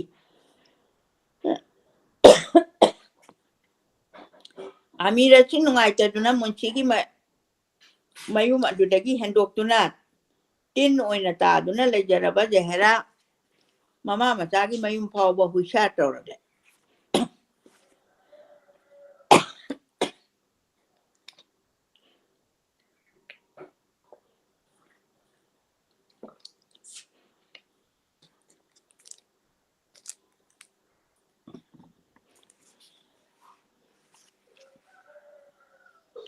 ꯅꯍꯥꯟ ꯐꯇꯤꯃꯥꯟꯒꯤ ꯃꯤ ꯑꯃꯒ ꯃꯅꯤꯡ ꯊꯣꯡꯗ ꯊꯣꯔꯛꯄ ꯑꯍꯤꯡꯒꯤ ꯃꯇꯝ ꯑꯗꯨꯗ ꯑꯊꯦꯡꯕ ꯑꯉꯟꯕ ꯄꯨꯝꯅꯃꯛ ꯑꯁꯦ ꯇꯥꯟꯖꯥ ꯊꯨꯒꯥꯏꯗꯨꯅ ꯀꯌꯥꯃꯨꯛ ꯇꯨꯃꯤꯟ ꯆꯪꯗꯨꯅ ꯇꯥꯔꯛ ꯌꯦꯡꯂꯛꯏ ꯃꯨꯟꯁꯤ ꯑꯁꯤꯅ ꯇꯔꯥꯅꯤ ꯈꯣꯡꯐꯝꯅꯤ ꯍꯥꯏꯅ ꯐꯃꯨꯡ ꯐꯥꯅꯨꯡ ꯄꯨꯔꯗꯨꯅ ꯆꯠꯈꯤ ꯑꯍꯤꯡ ꯅꯣꯡꯌꯥꯏ ꯃꯇꯨꯡ ꯑꯁꯤꯗ ꯊꯕꯛ ꯃꯐꯝꯗꯒꯤ ꯍꯦꯛ ꯂꯥꯛꯏ ꯂꯣꯟꯅ ꯌꯨꯝꯒꯤ ꯌꯦꯅꯈꯥ ꯂꯨꯈꯥ ꯁꯨꯃꯥꯡ ꯃꯥꯡꯒꯣꯜ ꯐꯥꯎꯕ ꯖꯍꯦꯔꯥꯒꯤ ꯃꯃꯥ ꯃꯆꯥꯒ ꯐꯥꯎꯕꯁꯨ ꯃꯥꯁꯨ ꯍꯨꯏꯁꯥ ꯇꯧꯔꯛꯏ ꯃꯌꯨꯝ ꯆꯪꯂꯝꯗꯅ ꯅꯣꯡꯉꯥꯜꯂꯝꯗꯥꯏꯗ ꯊꯕꯛ ꯃꯐꯝꯗ ꯇꯟꯅ ꯍꯟꯈꯤ ꯑꯁꯨꯝꯅ ꯀꯟꯅ ꯍꯣꯠꯅꯔꯤ ꯐꯇꯤꯃꯥꯟ ꯀꯧꯕꯤ ꯅꯨꯄꯤ ꯑꯁꯤꯅ ꯂꯥꯏꯈꯤꯗ꯭ꯔꯗꯨꯅ ꯃꯨꯟꯁꯤ ꯂꯩꯇꯕ ꯃꯇꯝꯗ ꯍꯦꯟꯅ ꯆꯦꯛꯁꯤꯟꯈ꯭ꯔꯦ ꯁꯥꯃꯤꯟ ꯑꯃꯠꯇ ꯐꯪꯈꯤꯗꯔꯦ ꯑꯩꯗꯤ ꯉꯁꯥꯏꯒꯤ ꯃꯈꯣꯏꯒꯤꯗꯣ ꯐꯥꯈꯤꯕꯗꯨꯗ ꯉꯁꯤ ꯅꯣꯡꯌꯥꯏ ꯃꯇꯨꯡ ꯑꯣꯏꯔꯦ ꯑꯃꯤꯔꯅ ꯇꯣꯔꯆ ꯂꯥꯏꯠ ꯑꯃ ꯄꯥꯏꯗꯨꯅ ꯃꯥꯒꯤ ꯍꯣꯖꯪꯂꯣꯝꯗ ꯊꯣꯔꯛꯏ ꯖꯍꯦꯔꯥꯅ ꯃꯅꯤꯡ ꯀꯣꯟꯊꯣꯡ ꯂꯣꯝꯗ ꯆꯪꯂꯛꯇꯨꯅ ꯃꯥꯡꯒꯣꯟꯗ ꯍꯦꯛ ꯂꯦꯞꯄꯤ ꯑꯗꯨꯗꯒꯤ ꯃꯨꯟꯁꯤꯒꯤ ꯔꯣꯝꯗ ꯀꯥꯟꯊꯣꯔꯛꯏ ꯃꯨꯟꯁꯤꯁꯨ ꯅꯨꯃꯤꯠ ꯑꯁꯤꯗ ꯊꯕꯛ ꯃꯐꯝꯗꯒꯤ ꯃꯌꯨꯝꯒꯤ ꯍꯨꯏꯁꯥ ꯂꯥꯛꯄꯗ ꯃꯥꯒꯤ ꯀꯣꯟꯊꯣꯡꯗ ꯍꯦꯛ ꯀꯥꯟꯁꯤꯜꯂꯛꯄꯗ ꯑꯃꯤꯔꯅ ꯃꯥꯒꯤ ꯀꯥꯟꯁꯤꯜꯂꯛꯄꯒ ꯑꯅꯤ ꯑꯁꯤ ꯍꯥꯏꯐꯦꯠ ꯍꯦꯛ ꯎꯅꯔꯦ ꯑꯃꯤꯔꯗꯤ ꯃꯨꯟꯁꯤꯒꯤ ꯃꯥꯡꯒꯣꯟꯗ ꯀꯥꯈꯠꯈꯤ ꯑꯗꯨ ꯎꯕꯗ ꯃꯨꯟꯁꯤꯅ ꯃꯥꯒꯤ ꯃꯈꯨꯠꯇ ꯄꯥꯏꯕ ꯈꯨꯠꯂꯥꯏ ꯑꯗꯨꯁꯨ ꯑꯃꯨꯛꯀ ꯆꯦꯛꯁꯤꯟꯅ ꯄꯥꯏꯈꯔꯦ ꯑꯃꯤꯔ ꯑꯁꯤꯒꯤ ꯃꯥꯡꯒꯣꯟꯗꯒꯤ ꯃꯈꯥ ꯊꯪꯕ ꯌꯦꯅꯈꯥꯔꯣꯝꯗ ꯆꯪꯈꯤ ꯑꯗꯨꯒ ꯑꯗꯨꯁꯨ ꯃꯨꯟꯁꯤ ꯑꯣꯏꯔꯤ ꯃꯨꯟꯁꯤꯒꯤ ꯌꯨꯝ ꯑꯁꯦ ꯁꯪꯒꯣꯏꯅꯤ ꯃꯅꯤꯡ ꯊꯣꯡ ꯑꯋꯥꯡꯗ ꯐꯥꯠꯂꯤ ꯑꯗꯨꯒ ꯆꯤꯡꯈꯩꯗ ꯂꯩꯔꯒꯅ ꯃꯅꯤꯡ ꯊꯣꯡ ꯂꯣꯝꯗꯒꯤ ꯆꯪꯕ ꯃꯤ ꯎꯏ ꯃꯥꯡꯒꯣꯜꯁꯨ ꯑꯋꯥꯡ ꯐꯛꯂꯥꯡ ꯈꯥꯗꯦ ꯃꯨꯟꯁꯤꯅ ꯆꯤꯡꯈꯩ ꯄꯥꯡꯕꯗ ꯍꯧꯕ ꯍꯩꯅꯧ ꯄꯥꯝꯕꯤ ꯑꯃꯒꯤ ꯃꯔꯨꯝꯗꯒꯤ ꯊꯣꯡ ꯑꯅꯤ ꯑꯁꯤꯗ ꯃꯃꯤꯠ ꯊꯝꯃꯤ ꯑꯃꯤꯔ ꯑꯁꯦ ꯃꯈꯥ ꯊꯪꯕ ꯌꯦꯅꯈꯥꯔꯣꯝꯗ ꯆꯪꯉꯨꯕꯗꯒꯤ ꯐꯅ ꯀꯨꯏꯅ ꯂꯩꯔꯨꯔꯒ ꯃꯅꯤꯡ ꯊꯣꯡꯂꯣꯝꯗ ꯂꯥꯛꯇꯨꯅ ꯃꯅꯤꯡ ꯊꯣꯡꯂꯣꯝꯗꯒꯤ ꯆꯪꯁꯤꯟꯗꯨꯅ ꯑꯃꯨꯛ ꯂꯦꯞꯄꯤ ꯊꯣꯡ ꯊꯤꯟꯗꯨꯅ ꯌꯦꯡꯉꯤ ꯃꯇꯝ ꯑꯁꯤꯗ ꯃꯨꯟꯁꯤꯒꯤ ꯇꯌꯥꯔ ꯄꯨꯝꯕ ꯂꯣꯏꯈꯔꯦ ꯍꯥꯏꯔꯤꯕ ꯂꯝ ꯑꯁꯦ ꯒꯖ 20-30ꯒꯤ ꯂꯝꯗ ꯃꯉꯥꯏꯔꯦ ꯅꯣꯡ ꯃꯪꯗꯦ ꯊꯥ ꯊꯣꯛꯇꯦ ꯁꯪꯕꯥꯅꯕ ꯁꯥꯕꯥꯟꯗ ꯈꯪꯕ ꯅꯠꯇꯅ ꯒꯖ 2ꯒꯤ ꯂꯝꯗ ꯁꯛ ꯈꯪꯅꯗꯕ ꯑꯍꯤꯡꯅꯤ ꯑꯃꯤꯔꯒꯤ ꯕꯤꯂꯥꯇꯤ ꯍꯨꯏ ꯃꯅꯥ ꯂꯦꯛꯄ ꯑꯃ ꯂꯩ ꯍꯨꯏ ꯑꯁꯦ ꯑꯁꯥꯏ ꯑꯃꯤꯔꯅ ꯂꯥꯛꯄ ꯑꯗꯣꯝꯗꯒꯤ ꯆꯣꯡꯊꯣꯔꯛꯏ ꯃꯈꯥ ꯊꯪꯕ ꯑꯗꯣꯝꯗ ꯆꯦꯜꯂꯛꯇꯨꯅ ꯑꯃꯤꯔꯒꯤ ꯃꯅꯥꯛꯇ ꯂꯩꯔꯨꯔꯦ ꯑꯗꯨꯒ ꯑꯃꯨꯛ ꯆꯦꯟꯊꯣꯔꯛꯇꯨꯅ ꯀꯣꯏꯅ ꯆꯦꯜꯂꯤ ꯃꯨꯟꯁꯤꯅ ꯂꯩꯔꯤꯕ ꯑꯗꯣꯝꯗ ꯍꯨꯏ ꯑꯁꯦ ꯈꯔ ꯆꯪꯁꯤꯜꯂꯒ ꯈꯣꯡꯂꯨꯔꯦ ꯑꯃꯤꯔꯅ ꯊꯣꯛꯂꯛꯇꯨꯅ ꯂꯥꯏꯠ ꯑꯗꯨ ꯀꯥꯞꯇꯨꯅ ꯌꯦꯡꯂꯛꯄꯗ ꯍꯩꯅꯧ ꯑꯗꯨꯅ ꯈꯟꯗꯨꯅ ꯎꯗꯦ ꯑꯃꯤꯔꯅꯤ ꯍꯥꯏꯕ ꯑꯁꯦ ꯃꯇꯝ ꯑꯗꯨꯗ ꯍꯨꯏꯒꯤ ꯄ꯭ꯔꯃꯥꯟꯗ ꯈꯪꯉꯦ ꯃꯨꯟꯁꯤꯅ ꯖꯍꯦꯔꯥꯒꯤꯗ ꯆꯠꯂꯨꯕꯅꯤ ꯀꯔꯤꯅ ꯑꯩꯒꯤꯗ ꯆꯪꯉꯛꯏꯕꯅꯣ ꯍꯨꯏꯁꯥ ꯇꯧꯗꯨꯅ ꯑꯀꯥꯏꯕ ꯑꯃ ꯌꯦꯡꯕ ꯇꯥꯔꯦ ꯃꯥꯅꯤ ꯐꯇꯤꯃꯥꯟꯒꯤ ꯀꯔꯝꯕ ꯐꯠꯇꯕ ꯎ ꯂꯥꯛꯑꯕꯔꯥ ꯍꯥꯏꯅ ꯃꯨꯟꯁꯤ ꯑꯁꯦ ꯋꯥꯈꯜ ꯇꯧꯏ ꯍꯨꯏ ꯑꯁꯤꯅ ꯃꯨꯟꯁꯤꯗ ꯆꯪꯁꯤꯟ ꯈꯣꯡꯉꯤ ꯂꯥꯏꯠ ꯑꯗꯨꯅ ꯀꯣꯏꯅ ꯂꯩꯗꯨꯅ ꯀꯥꯞꯇꯨꯅ ꯌꯦꯡꯕꯗ ꯍꯩꯅꯧ ꯃꯔꯨꯝ ꯑꯗꯨꯗ ꯑꯗꯨꯝ ꯂꯩꯗꯨꯅ ꯊꯨꯞꯍꯧꯔꯦ ꯍꯨꯏ ꯑꯗꯨ ꯀꯧꯗꯨꯅ ꯑꯃꯤꯔꯅ ꯄꯨꯈꯔꯦ ꯃꯨꯟꯁꯤ ꯑꯗꯨꯁꯨ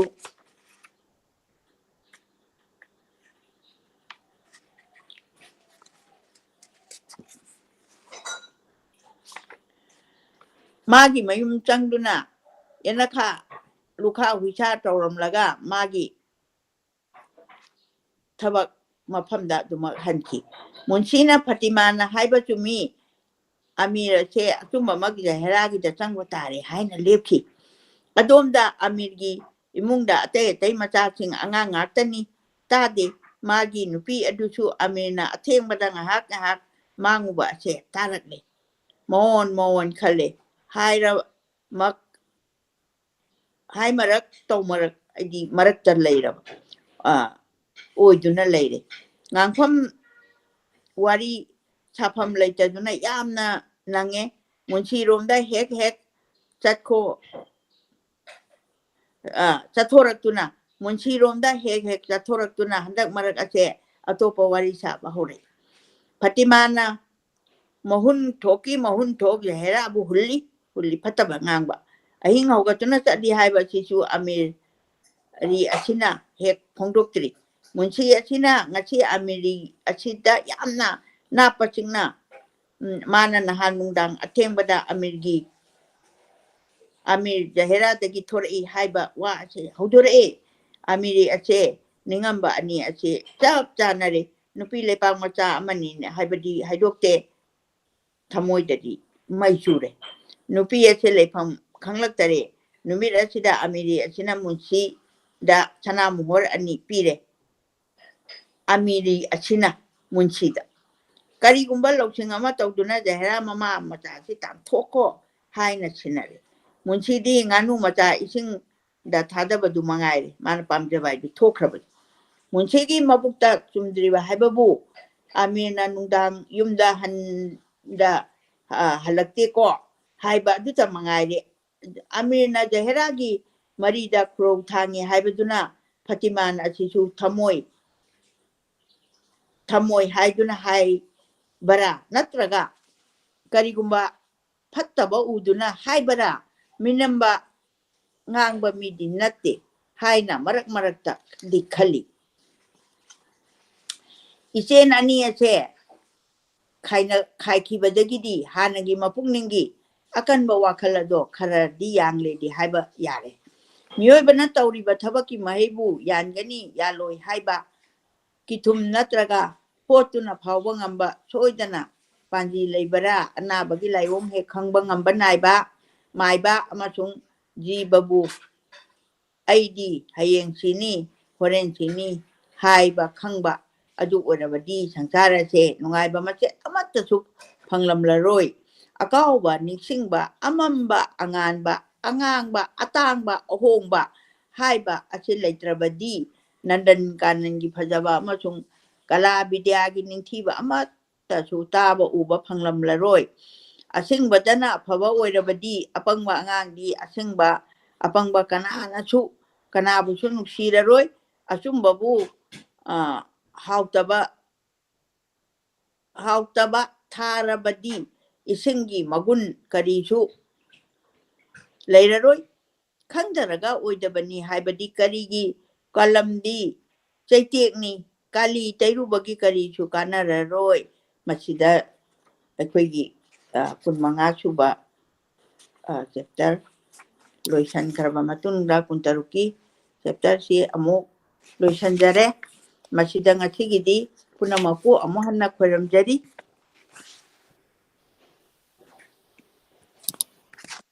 Yam nungaire imana ngasi pabidana akoigi chapter si ngasi 26 phau pabire aduna 26 oiradi numit 26 20 30 132 numit ahumni mukka paraga dilarik asi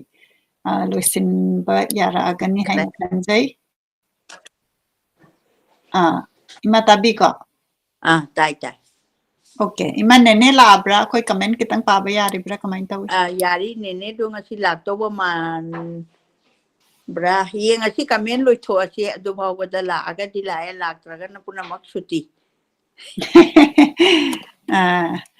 akhoi si zik yengbiri mi kuntra ne phum yengbiri YouTube channel dagi Facebook channel dagi listen si soidana yahonganba Assam dagi yengbiri kapina keno kabina bidhiga karmagi matangda yamna phajana saithak Rami haina ibirai. Josie Angomchana, good morning haina ibirai. Bridget Sharma nasu good morning haina ibirai. Yam nungai sumaina yunganta koi tamina basi. Ay na kena si tumpigi Facebook ki comment se pathok panina ay ngasi matam tang leiringai sida YouTube ki tang pathok charake. YouTube sida akoina nahan muni ningsing wari si paaba sida lyric sing si hauzik physical copy phangkhidra haina hangbirai. Muni ningsing wari si anaubani aduna masi soidana phangbigani. Aduga akhoi Manipur gi local bookstore da soidana phangamgani adubo akhoi writer da so akhoi author da su amtang confirm tawjarake aduga adomna pambiraga di soidana message tawbirau aduga akhoi na dum hummingbird ka collaborate tawraga dagi akhoi anaubada bookstore atai kharaga su collaborate tawraga moina dum thambigani haibani namnongai sumaina hangirakpa muni si ibungo duming kari haba amtaga haibiro ay amta isan muni hangbira isi kano channel ama tahangak paniming oina dilaitre channel sigi maming sina living life haiba oh ya imang khangning taw ni da ai ibadane magi do store da thambra kari store noi do ai amta hangjara khige adagi store sina hana koi gi listener marakta akoigi store amagi mapu ama sugeng bidana magi bookstore du da su akoina smain tawbasi larik si thambagi adugumba khudong chabasu akoi mem collaborate tawminasi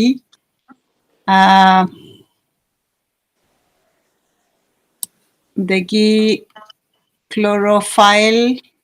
thokchomna MK Binodini gi lyric pamjabani lyric maming amatta tajage haina ibirai imasi gi lyric si gi maming khara takpiyu MK Binodini na iba lyric haiba ima adudi ihan hambada aina amani dang ai kaino tawjage nungai rakta Chandramukhi wari machada yamna tamiba huju syllabus anobada yauronggadra khangde adugi wari macha lei bor saibong sanatambi lei Churachan Maharaj imung manung haiba Maharaj Kumari na iba si yamgre aduna magi sur haiba wari macha lei adu sina singba se aina khangba khitang de ai thamjare adu hanam tang nei nabirakanda Maharaj Kumari Binodini bu masang munna khangbi gani haina ai wafam fi thamjare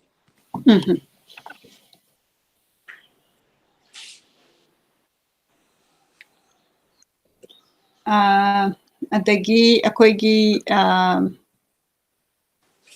masi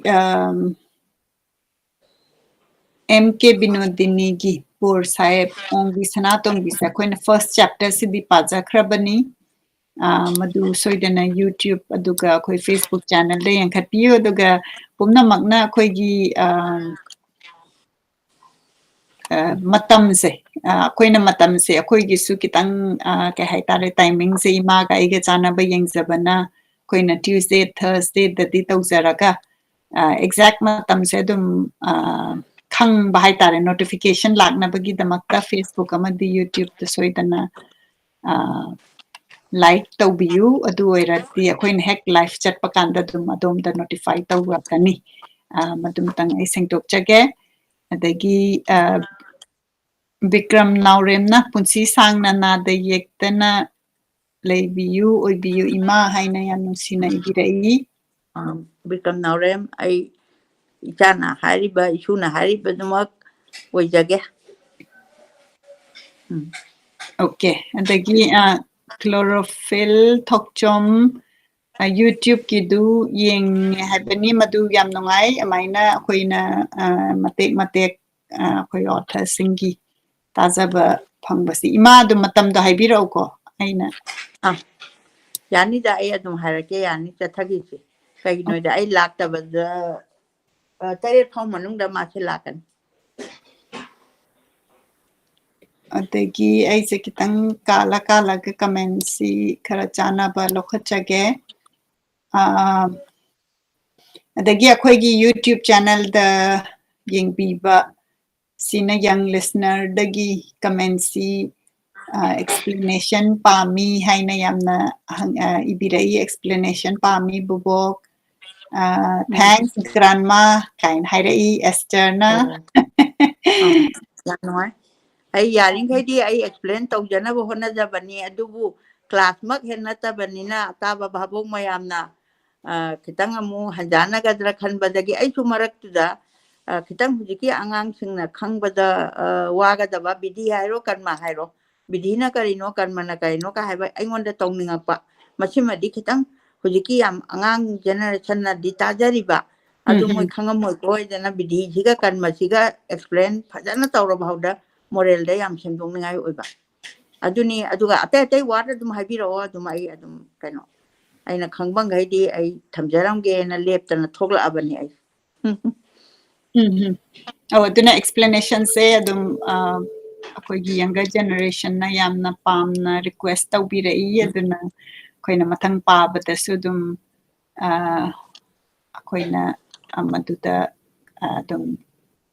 intention happiba haitareko dagi ai comments koina marakta matam taitabana comment pa kidaba mayam du aina imada tahan janingdana aina amtang lokacharake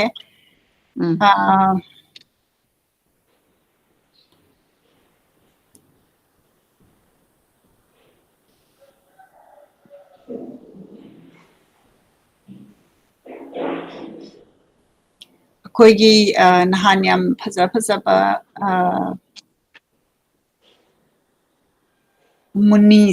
ꯃꯨꯅꯤꯁꯤ ꯄꯥꯔꯕ ꯃꯇꯨꯡꯗ ꯑꯩꯈꯣꯏꯒꯤ ꯑꯣꯊꯔ of Manipur ꯁꯂꯥꯝ ꯇꯣꯝꯕꯒꯤ ꯃꯁꯤꯒꯤ ꯀꯃꯦꯟ ꯈꯔ ꯌꯥꯝꯅ ꯑꯣꯐꯂꯥꯏꯟꯗ ꯌꯦꯡꯕꯤꯕ ꯑꯗꯨꯃꯨꯛ ꯈꯔ ꯈꯪꯒꯠꯆꯒꯦ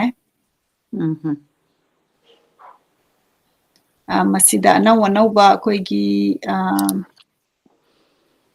listener ꯎꯃꯥꯊꯦꯜꯗꯒꯤ ꯌꯦꯡꯕꯤꯕ ꯑꯗꯒꯤ ꯋꯥꯏꯊꯧ ꯆꯤꯔꯨꯗꯒꯤ ꯌꯦꯡꯕꯤꯔꯛꯄ ꯆꯨꯡꯕꯣꯏ ꯆꯤꯔꯨ ꯅꯅꯥꯎ ꯇꯈꯦꯜꯂꯝꯕꯝ ꯎꯃꯥꯊꯦꯜꯗꯒꯤ ꯑꯗꯒꯤ ꯖꯣꯁꯤ ꯑꯉꯣꯝꯆꯥ ꯀ꯭ꯋꯥꯀꯩꯊꯦꯜ ꯊꯤꯌꯥꯝ ꯂꯩꯀꯥꯏꯗꯒꯤ ꯌꯥꯝ ꯅꯨꯡꯁꯤꯅ ꯃꯥꯏꯅ ꯑꯩꯈꯣꯏ ꯂꯩꯀꯥꯏꯗꯒꯤ ꯌꯦꯡꯕꯤꯕ gi call out shout out tawbirakpa haitare ko adu yam ngai akhoi yumda amta laune aidi kara angang gaidi kaya kaino oidraba angom cha si kadai da leibano ko ka kenda leibo ragadi aidi ko ka kenda pokoni yam kai dagini yorbung dagi su tabiri yorbung si ai sa na dikhangdre kadom tano ima yorbung dagi prinsi irom na moirangdagi su yengbiba yaubi yam nungaina nahangi episode da phajana tabikre konjengbam reshma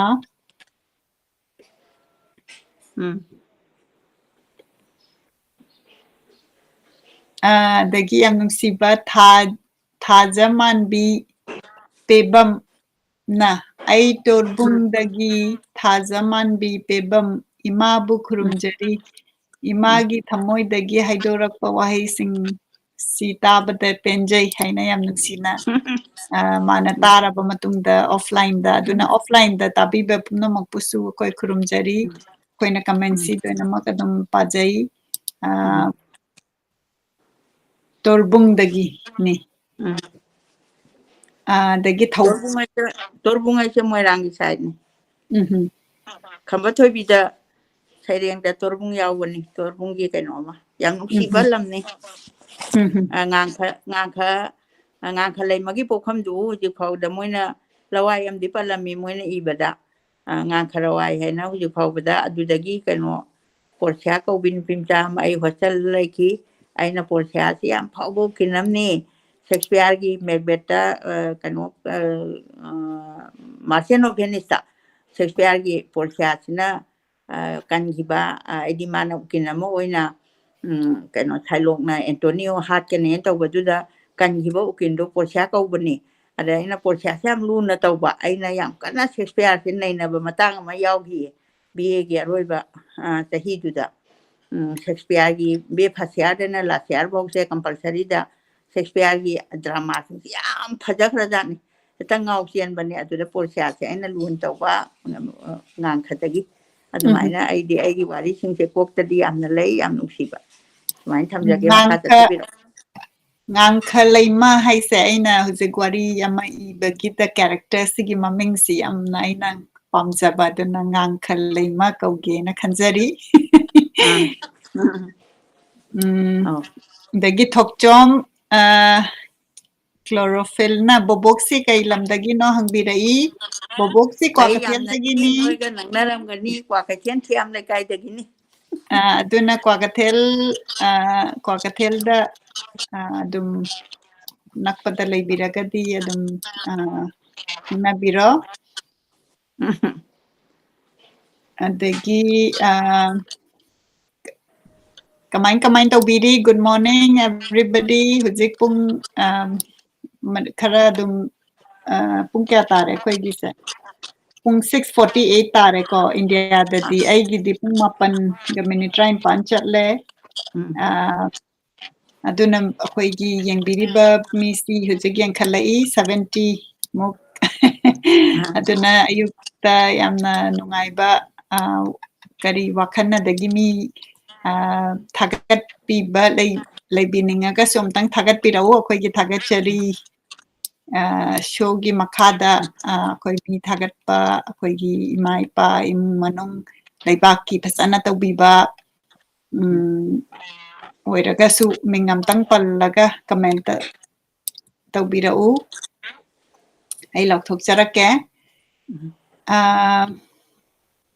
ꯃꯦꯘ ꯑꯦꯂꯥꯡꯕꯝꯅ ꯂꯣꯡ ꯂꯤꯐ ꯍꯥꯏꯅ ꯏꯕꯤꯔꯛꯏ ꯊꯣꯏꯕꯤ ꯔꯥꯖꯀꯨꯃꯥꯔꯤꯅ ꯌꯥꯝꯅ ꯅꯨꯡꯁꯤ ꯑꯩꯗꯤ ꯌꯥꯏꯁ꯭ꯀꯨꯜꯗꯒꯤꯅꯤ ꯍꯥꯏꯅ ꯏꯕꯤꯔꯛꯏ ꯑꯩꯈꯣꯏꯒꯤ Facebook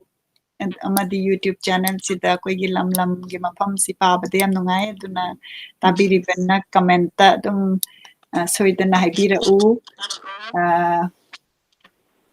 ꯑꯗꯒꯤ ꯌꯥꯝ ꯅꯨꯡꯁꯤꯕ ꯂꯤꯁꯅꯔ ꯑꯩꯈꯣꯏ ꯂꯈꯤꯄꯨꯔꯗꯒꯤ ꯀꯩꯅꯣ ꯎꯠꯇꯝ ꯍꯤꯗꯥꯝꯅ ꯂꯈꯤꯄꯨꯔꯗꯒꯤ ꯅꯍꯥꯟꯒꯤ ꯑꯗꯨ ꯌꯥꯝ ꯐꯖꯅ ꯇꯥꯕꯤꯈ꯭ꯔꯦ ꯒꯧꯍꯥꯇꯤꯗꯒꯤꯁꯨ ꯌꯦꯡꯕꯤꯔꯤ ꯁꯣꯅꯤ ꯈꯨꯃꯟ ꯕꯥꯕꯨ ꯊꯦꯡꯉꯝꯅ ꯀꯛꯆꯤꯡ ꯈꯨꯅꯧꯗꯒꯤ ꯑꯗꯒꯤ ꯊꯧꯕꯥꯜ ꯃꯦꯂꯥ ꯒ꯭ꯔꯥꯎꯟꯗꯒꯤ ꯌꯦꯡꯕꯤꯕ ꯁꯔꯠ ꯋꯥꯏꯈꯣꯝ ꯑꯩꯈꯣꯏ ꯊꯧꯕꯥꯜꯒꯤ ꯂꯤꯁꯅꯔ ꯃꯌꯥꯝꯗ ꯕꯤꯛ ꯁꯥꯎꯠ ꯑꯥꯎꯠ ꯀꯩꯒꯤꯅꯣ ꯍꯥꯏꯔꯒ ꯑꯩꯈꯣꯏꯒꯤꯁꯦ ꯑꯗꯨꯝ ꯇꯠꯇꯅ ꯊꯧꯕꯥꯜ ꯗꯒꯤ ꯌꯥꯝꯅ ꯌꯦꯡꯕꯤ ꯑꯗꯨꯅ ꯑꯩꯅ ꯃꯊꯪ ꯊꯣꯛꯂꯛꯄꯗ ꯊꯧꯕꯥꯜꯁꯤꯗꯤ ꯊꯧꯕꯥꯜ ꯀꯛꯆꯤꯡ ꯑꯗꯒꯤ ꯃꯁꯤꯗ ꯇꯥꯔꯤꯕ ꯂꯝ ꯃꯌꯥꯝꯁꯦ ꯑꯩꯅ ꯐꯖꯅ ꯏꯁꯤꯜꯂꯒ ꯑꯩꯅ ꯃꯊꯪ ꯊꯣꯛꯂꯛꯄꯗ ꯑꯩꯈꯣꯏꯒꯤ ꯊꯥꯒꯠꯆꯔꯤ ꯁꯣꯁꯤ ꯃꯊꯪ ꯆꯠꯄꯒꯤ ꯑꯩ ꯏꯁꯜꯂꯒ ꯂꯩꯔꯕꯅꯤ ꯑꯗꯨꯅ ꯂꯝ ꯍꯥꯏꯕꯤꯔꯛꯄꯁꯤ ꯌꯥꯝꯅ ꯅꯨꯡꯉꯥꯏ ꯃꯥꯂꯦꯝ ꯎꯇꯝ ꯕꯨꯕꯣꯛ ꯍꯤꯗꯥꯝꯁꯤ ꯂꯤꯁꯅꯔꯒꯤ ꯀꯩꯅꯣ ꯄꯤꯈ꯭ꯔꯕ꯭ꯔꯥ ꯒꯤꯐ ꯄꯤꯈ꯭ꯔꯕꯣ ꯀꯅꯥꯕꯨ ꯎꯇꯝ ꯍꯤꯗꯥꯝ ꯂꯈꯤꯄꯨꯔꯗꯒꯤ ꯇꯥꯕꯤꯔꯤꯕ ꯏꯕꯨꯡꯁꯦ ꯄꯤꯗ꯭ꯔꯤ ꯉꯁꯤ ꯏꯃꯥꯅ ꯈꯟꯒꯠꯄꯤꯔꯦ ꯌꯥꯝ ꯅꯨꯡꯉꯥꯏꯔꯦ ꯎꯠꯇꯝ ꯑꯩꯅ ꯀꯃꯦꯟꯁ ꯑꯃꯨꯛ ꯃꯥꯡꯈ꯭ꯔꯦ ꯑꯩ ꯑꯃꯨꯛꯇꯪ ꯁ꯭ꯀ꯭ꯔꯣꯜ ꯇꯧꯖꯒꯦ ꯏꯃꯥꯅ ꯏꯁꯟꯕꯤꯕꯗꯨ ꯌꯥꯝꯅ ꯐꯔꯦ ꯑꯧ ꯁꯤꯗ ꯑꯩꯅ ꯏꯁꯟꯖꯔꯤꯌꯦ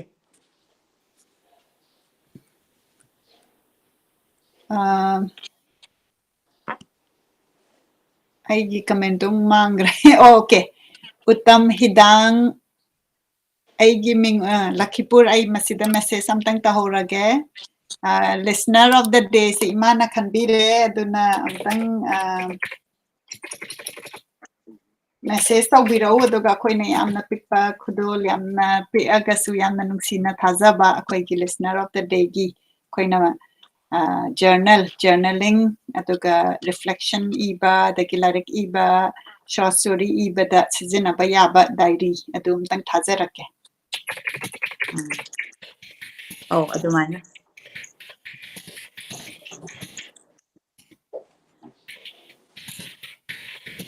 ꯃꯦꯁꯦꯖ ꯑꯝꯇꯪ ꯏꯖꯈꯤꯒꯦ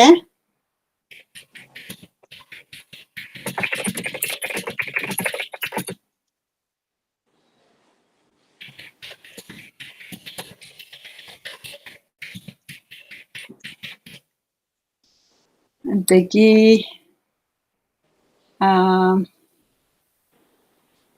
ꯒꯧꯍꯥꯇꯤꯒꯤ ꯑꯩ ꯇꯝꯖꯈ꯭ꯔꯦ ꯁꯣꯅꯤꯁꯨ ꯒꯧꯍꯥꯇꯤꯗꯒꯤ ꯌꯦꯡꯕꯤꯕ ꯊꯧꯕꯥꯜꯗꯒꯤ ꯌꯦꯡꯕꯤꯕ ꯇꯦꯜꯂꯧꯗꯒꯤ ꯌꯦꯡꯕꯤꯕ ꯇꯦꯜꯂꯧꯁꯤ ꯏꯃꯥ ꯀꯗꯥꯏꯗꯅꯣ ꯃꯣꯙꯨ ꯇꯤꯜꯍꯧꯁꯤ ꯃꯪꯒꯣꯜ ꯇꯦꯜꯂꯧꯗꯒꯤꯁꯨ ꯌꯦꯡꯕꯤꯔꯤ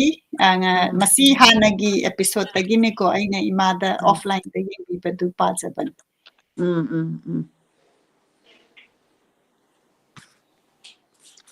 ꯑꯩ ꯍꯪꯖꯔꯛꯈꯤꯒꯦ ꯃꯁꯤ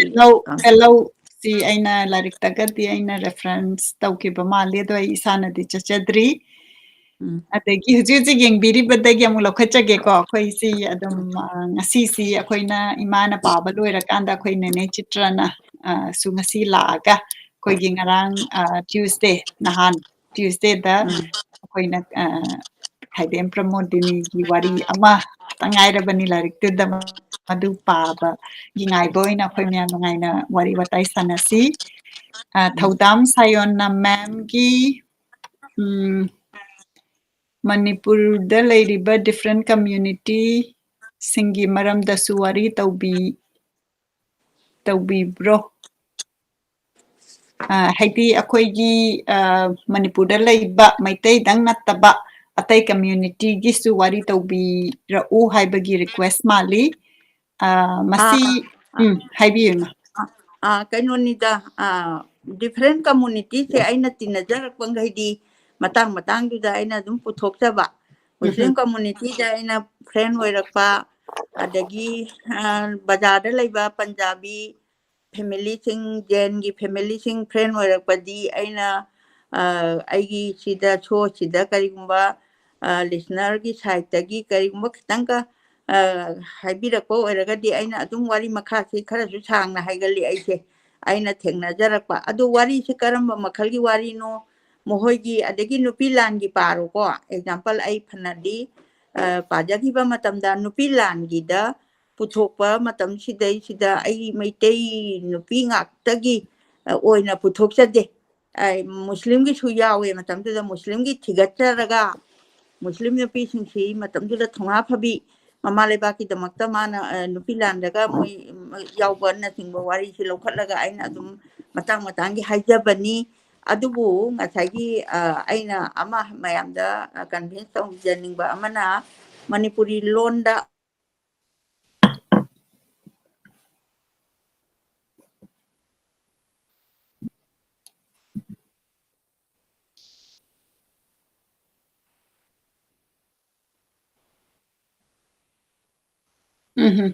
ꯏꯃꯥꯒꯤꯁꯤ ꯇꯠꯈ꯭ꯔꯦ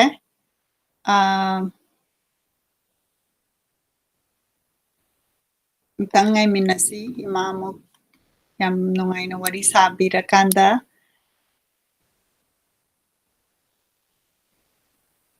ꯑꯩ ꯏꯃꯥ ꯉꯥꯏꯕ ꯑꯣꯏꯅ ꯑꯩ ꯑꯃꯨꯛ ꯄꯥꯖꯔꯛꯀꯦ ꯀꯃꯦꯟꯠ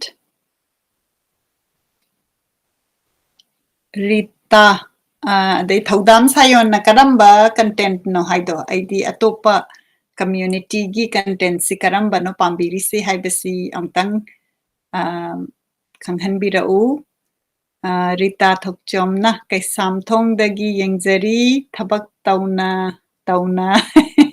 ꯃꯣꯕꯥꯏꯜꯁꯤ ꯁ꯭ꯇꯦꯟꯗ ꯍꯥꯞꯆꯤꯜꯂꯒ ꯑꯗꯨꯝ ꯇꯥꯖꯔꯤ ꯌꯦꯡꯖꯔꯤ ꯃꯇꯝ ꯃꯥꯡꯗꯕꯤꯗ ꯄꯦꯔꯦꯜ ꯄ꯭ꯔꯣꯁꯦꯁꯤꯡꯅꯤ ꯇꯧꯔꯤꯁꯤ ꯌꯥꯝ ꯅꯨꯡꯁꯤ ꯑꯩꯁꯨ ꯆꯥꯛ ꯊꯣꯡꯅ ꯑꯩꯈꯣꯏꯒꯤ ꯃꯅꯤꯄꯨꯔꯒꯤ ISTV ꯑꯗꯒꯤ ꯏꯝꯄꯦꯛ TV ꯇꯣꯝ TVꯒꯤ ꯑꯗꯨꯃꯥꯏꯅ ꯇꯧꯔꯒ ꯀꯦꯠꯆ ꯑꯞ ꯇꯧꯋꯦ ꯑꯩꯈꯣꯏ ꯃꯅꯤꯄꯨꯔꯗ ꯀꯔꯤ ꯇꯧꯔꯤ ꯑꯗꯒꯤ ꯈꯟꯅ ꯅꯩꯅꯕ ꯑꯗꯨꯒꯨꯝꯕꯁꯤ ꯑꯗꯨꯅ ꯌꯥꯝ ꯅꯨꯡꯉꯥꯏꯌꯦ ꯑꯗꯨꯃꯥꯏꯅ ꯇꯥꯕꯗ ꯏꯃꯥ ꯑꯃꯗꯤ ꯏꯅꯥꯎ ꯃꯣꯅꯤꯀꯥꯕꯨ ꯊꯥꯒꯠꯆꯔꯤ ꯃꯃꯜ ꯅꯥꯏꯗ꯭ꯔꯕ ꯊꯧꯔꯝ ꯑꯁꯤ ꯄꯥꯡꯊꯣꯛꯄꯤꯕꯒꯤꯗꯃꯛ ꯏꯃꯥ ꯑꯃꯨꯛ ꯂꯦꯡꯁꯤꯟꯕꯤꯔꯛꯑꯦ ꯌꯥꯝꯅ ꯅꯨꯡꯁꯤꯅ ꯔꯤꯇꯥ ꯊꯣꯛꯆꯣꯝꯅ ꯀꯩꯁꯥꯝꯊꯣꯡꯗ ꯃꯥꯏ ꯐꯣꯟꯁꯤ ꯁ꯭ꯇꯦꯟꯗ ꯊꯝꯃꯀꯥꯟꯗ ꯊꯕꯛ ꯇꯧꯅ ꯑꯩꯈꯣꯏꯒꯤꯁꯤ ꯇꯥꯔꯤ ꯍꯥꯏꯕꯒꯤ ꯃꯗꯨꯒꯤ ꯀꯃꯦꯟꯇꯨꯅꯤ ꯑꯩꯅ ꯄꯥꯊꯣꯛꯑꯝꯃꯤꯁꯤ ꯏꯃꯥ ꯌꯥꯝ ꯅꯨꯡꯉꯥꯏ ꯏꯆꯥ ꯔꯤꯇꯥ ꯏꯁꯨ ꯑꯣꯏꯔꯝꯒꯗ꯭ꯔꯥ ꯏꯆꯥ ꯑꯣꯏꯔꯝꯒꯗ꯭ꯔꯥ ꯑꯗꯨꯒꯤꯗꯣ ꯏꯆꯥ ꯑꯣꯏꯅ ꯇꯧꯔꯁꯤ ꯏꯇꯣꯟ ꯇꯣꯟꯕꯤ ꯑꯣꯏꯔꯁꯨ ꯌꯥꯔꯦ ꯑꯗꯨꯅ ꯌꯥꯝ ꯅꯨꯡꯉꯥꯏ ꯇꯥꯕꯗ ꯄ꯭ꯔꯣꯕꯤꯠ ꯁꯤꯡꯅ ꯒꯨꯗ ꯃꯣꯔꯅꯤꯡ ꯃꯣꯏꯔꯥꯡꯗꯒꯤ ꯌꯦꯡꯕꯤꯔꯤ ꯌꯥꯝ ꯅꯨꯡꯉꯥꯏ ꯃꯣꯏꯔꯥꯡꯗꯒꯤ ꯌꯥꯝꯅ ꯑꯩꯈꯣꯏꯒꯤ ꯍꯤꯁꯇꯣꯔꯤꯀꯦꯜ ꯑꯣꯏꯕ ꯃꯐꯝ ꯗꯒꯤ ꯌꯦꯡꯕꯤꯔꯛꯄꯒꯤꯗꯃꯛꯇ ꯄ꯭ꯔꯣꯕꯤꯠ ꯁꯤꯡꯅꯤ ꯌꯦꯡꯕꯤꯔꯛꯏꯁꯤ ꯑꯗꯒꯤ ꯖꯤꯕꯜ ꯂꯥꯏꯐ꯭ꯔꯥꯛꯄꯝꯅ ꯌꯥꯝꯅ ꯅꯨꯡꯁꯤꯈ꯭ꯔꯦꯗ ꯑꯕꯣꯛꯁꯤ ꯅꯨꯡꯁꯤꯕ ꯄꯨꯟꯁꯤꯕ ꯅꯨꯡꯁꯥꯡꯕ ꯑꯣꯏꯕꯤꯌꯨ ꯃꯦꯗꯥꯝꯁꯨ ꯃꯇꯝ ꯁꯥꯡꯅ ꯁꯦꯕꯥ ꯇꯧꯕꯤꯌꯨ ꯒꯣꯗ ꯕ꯭ꯂꯦꯁ ꯍꯥꯏꯅ ꯏꯕꯤꯔꯛꯏ ꯌꯥꯝ ꯅꯨꯡꯉꯥꯏ ꯑꯩꯈꯣꯏ ꯁꯨꯃꯥꯏꯅ ꯉꯥꯛꯇꯪ ꯎꯅꯕꯁꯤ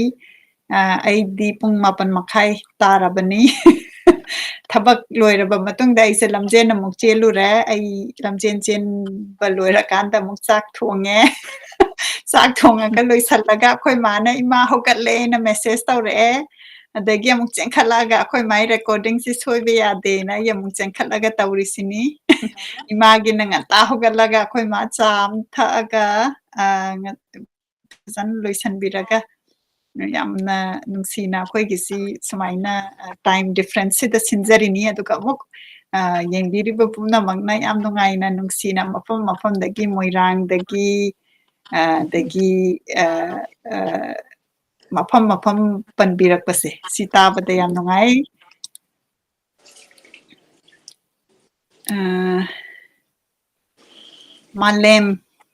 ꯃꯥꯂꯦꯝꯁꯤꯡꯅꯁꯨ ꯕꯨꯕꯣꯛꯁꯤ ꯌꯥꯝ ꯅꯨꯡꯁꯤ ꯍꯥꯏꯅ ꯏꯕꯤꯔꯛꯏ ꯀꯤꯡꯁꯟ ꯃꯪꯁꯥ ꯇꯥꯕꯝꯅ ꯈꯨꯔꯨꯝꯖꯔꯤ ꯍꯥꯏꯅ ꯏꯕꯤꯔꯛꯏ ꯀꯤꯡꯁꯟꯅ ꯀꯩꯅꯣ ꯑꯩꯈꯣꯏꯒꯤ ꯄꯣꯏꯝꯒꯤ ꯂꯥꯏꯔꯤꯛꯇꯨꯒꯤ ꯚꯤꯗꯤꯑꯣꯗꯣ ꯑꯩ ꯉꯥꯏꯔꯤꯀꯣ ꯑꯩꯈꯣꯏ ꯃꯌꯥꯝꯁꯤ ꯑꯩꯈꯣꯏ ꯃꯅꯤꯄꯨꯔꯒꯤ ꯑꯣꯊꯔ ꯁꯄꯣꯔꯠ ꯇꯧꯃꯤꯟꯅꯁꯤ ꯍꯥꯏꯔꯗꯤ ꯂꯥꯏꯔꯤꯛꯁꯤ ꯄꯥꯔꯀꯥꯟꯗ ꯐꯣꯇꯣ ꯅꯝꯃꯒ ꯊꯥꯒꯠꯄꯤꯔꯛꯎ ꯑꯩꯈꯣꯏ ꯐꯥꯏꯟꯗꯤꯡ ꯗ ꯚꯣꯏꯁꯇ ꯐꯤꯆꯔ ꯇꯧꯖꯔꯛꯀꯦ ꯑꯗꯨꯒ ꯚꯤꯗꯤꯑꯣ ꯊꯥꯒꯠꯄꯤꯔꯛꯎ ꯁꯨꯃꯥꯏꯅ ꯇꯧꯗꯅ ꯃꯗꯨꯁꯨ ꯂꯩꯅꯦꯅ ꯑꯩꯈꯣꯏ ꯃꯌꯥꯝ ꯈꯔ ꯄ꯭ꯔꯃꯣꯠ ꯇꯧꯃꯤꯟꯅꯁꯤ ꯍꯥꯏꯅ ꯑꯗꯣꯝꯕꯨꯁꯨ ꯕꯥꯇꯣꯟ ꯇꯧꯖꯔꯤ ꯄꯨꯝꯅꯃꯛꯄꯨ ꯕꯥꯇꯣꯟ ꯇꯧꯖꯔꯤ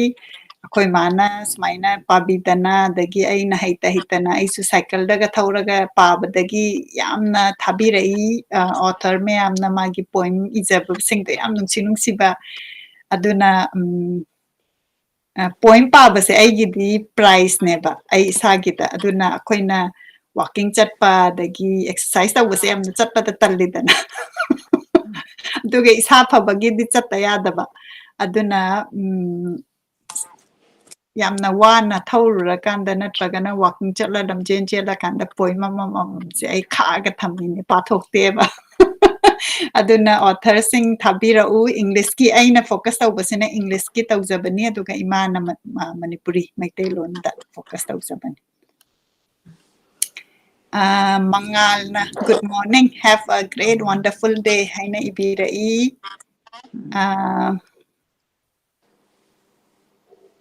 ꯑꯗꯒꯤ ꯊꯣꯛꯆꯣꯝ ꯍꯦꯝꯕ ꯃꯩꯇꯩꯅ ꯏꯃꯥꯒꯤ ꯆꯍꯤ ꯀꯌꯥꯃꯨꯛ ꯁꯨꯕꯤꯔꯒꯦ ꯍꯥꯏꯅ ꯍꯪꯕꯤꯔꯛꯏ ꯑꯩꯒꯤ ꯆꯍꯤꯁꯦ 75 ꯀꯝꯄ꯭ꯂꯤꯠ ꯁꯨꯗꯣꯔꯦ ꯍꯧꯖꯤꯛ ꯑꯩꯈꯣꯏ ꯃꯥ 75 ꯁꯨꯕꯁꯤ ꯑꯩꯅ ꯈꯜꯂꯝꯃꯦ ꯏꯃꯥꯁꯦ ꯑꯩꯈꯣꯏꯒꯤ ꯁꯤꯗ ꯂꯥꯛꯄꯗ 5 ꯀꯤꯂꯣꯃꯤꯇꯔꯒꯤ ꯔꯦꯁ ꯑꯃ ꯆꯠꯂꯦ ꯃꯦꯗꯜꯒꯁꯤ ꯌꯥꯝ ꯐꯖꯕ ꯑꯃ ꯐꯪꯉꯦ ꯑꯗ ꯑꯩꯅ ꯍꯟꯗꯛ ꯊꯣꯛꯂꯛꯄꯗ ꯑꯩꯅ ꯈꯜꯂꯝꯃꯤꯅꯦ ꯑꯩꯈꯣꯏ ꯃꯥꯁꯤꯁꯨ ꯑꯃꯨꯛ 5 ꯀꯤꯂꯣꯃꯤꯇꯔꯒꯤ ꯑꯃꯇꯒ ꯄꯨꯈꯤꯒꯦꯅ ꯏꯃꯥ ꯀꯔꯤ ꯈꯜꯂꯤ ꯑꯩ ꯃꯗꯨ ꯍꯧꯖꯤꯛꯃꯛ ꯍꯦꯛꯇ ꯈꯨꯝꯗꯣꯛꯑꯣꯏ ꯀꯩꯒꯤꯅꯣꯗ ꯑꯩꯗꯤ ꯏꯁꯥꯗ ꯄꯣꯠ ꯑꯅꯤꯈꯛ ꯂꯩꯕꯅꯤ ꯊꯕꯛꯁꯦ ꯇꯧꯒꯦ ꯍꯥꯏꯅ ꯑꯩꯅ ꯈꯜꯂꯛꯄꯁꯤꯗ ꯃꯉꯣꯟꯗ ꯑꯃ ꯐꯟ ꯂꯥꯎ ꯆꯣꯡꯊꯣꯔꯛꯄ ꯅꯪ ꯉꯝꯗ꯭ꯔꯥ ꯉꯝꯃꯣꯏꯗ꯭ꯔꯥ ꯍꯥꯏꯕ ꯑꯗꯣ ꯃꯉꯣꯟꯗ ꯍꯪꯕꯁꯦ ꯈꯨꯗꯛꯇ ꯈꯨꯝꯃꯛꯇꯦ ꯑꯗꯨꯅ ꯃꯇꯝ ꯈꯔ ꯆꯪꯉꯦ ꯑꯗꯨꯅ ꯃꯅꯤꯄꯨꯔꯒꯤꯗꯨꯗꯤ ꯑꯩ ꯃꯇꯝ ꯈꯔ ꯑꯃꯨꯛ ꯑꯃꯦꯔꯤꯀꯥꯗ US ꯀꯤꯗꯨꯁꯨ ꯑꯩ ꯅꯨꯃꯤꯠ 4ꯅꯤ ꯈꯜꯂꯀꯥꯟꯗ ai chanu pi se mathwa yam nan nungai na le hong na bai da makta na ai gi inner soul du na khumak padagi ai chenja bani tata bani adugi du nang na photo log hib da amtam bu thaga lo ne mayam gi ai mamang da thagat photo jarak photo ai na hojiki isa phabagi sida changjari sina khoi se wakhan nungai taba dagi isa dasu fataba khotaba leibasi walking chatpa dagi lamjen chenba sina yamna khoi da nungai ba mapokpa aduna aina khalle manipur da aina mathang tholakpa kanda medal 101 puthora age aduga 5k se mi amamga chatmena kanda moigi bari si lithokpagi adumai tawba series ama semge na khali adumna interest la iraga de haibira o huziki mafam different isu aina lakchara kanda adumai na yengbagi opportunity aduga adomgi su wari aduga thagachari tawbagi opportunity aduni dana iman gi soidana ai picture tu thajarake khoi mana sida 5k tawkibagi aduga video ga su thagacharake dagi ngasagi chlorophyll thokchom si tawbul dagi ne haibani Jack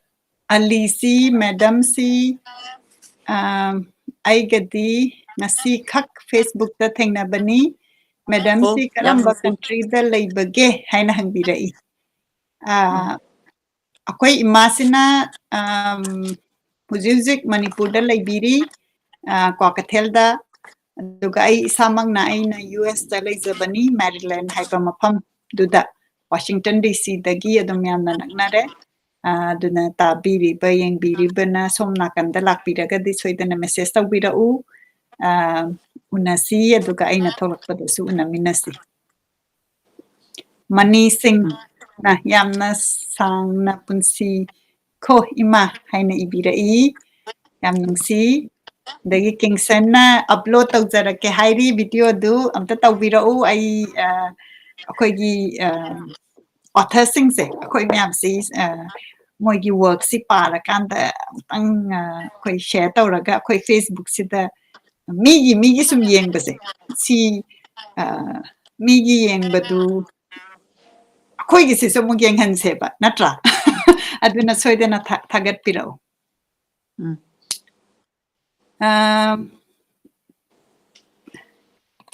Thaupangba mangangna onthokna nungsikraba mikup ama haibadu oire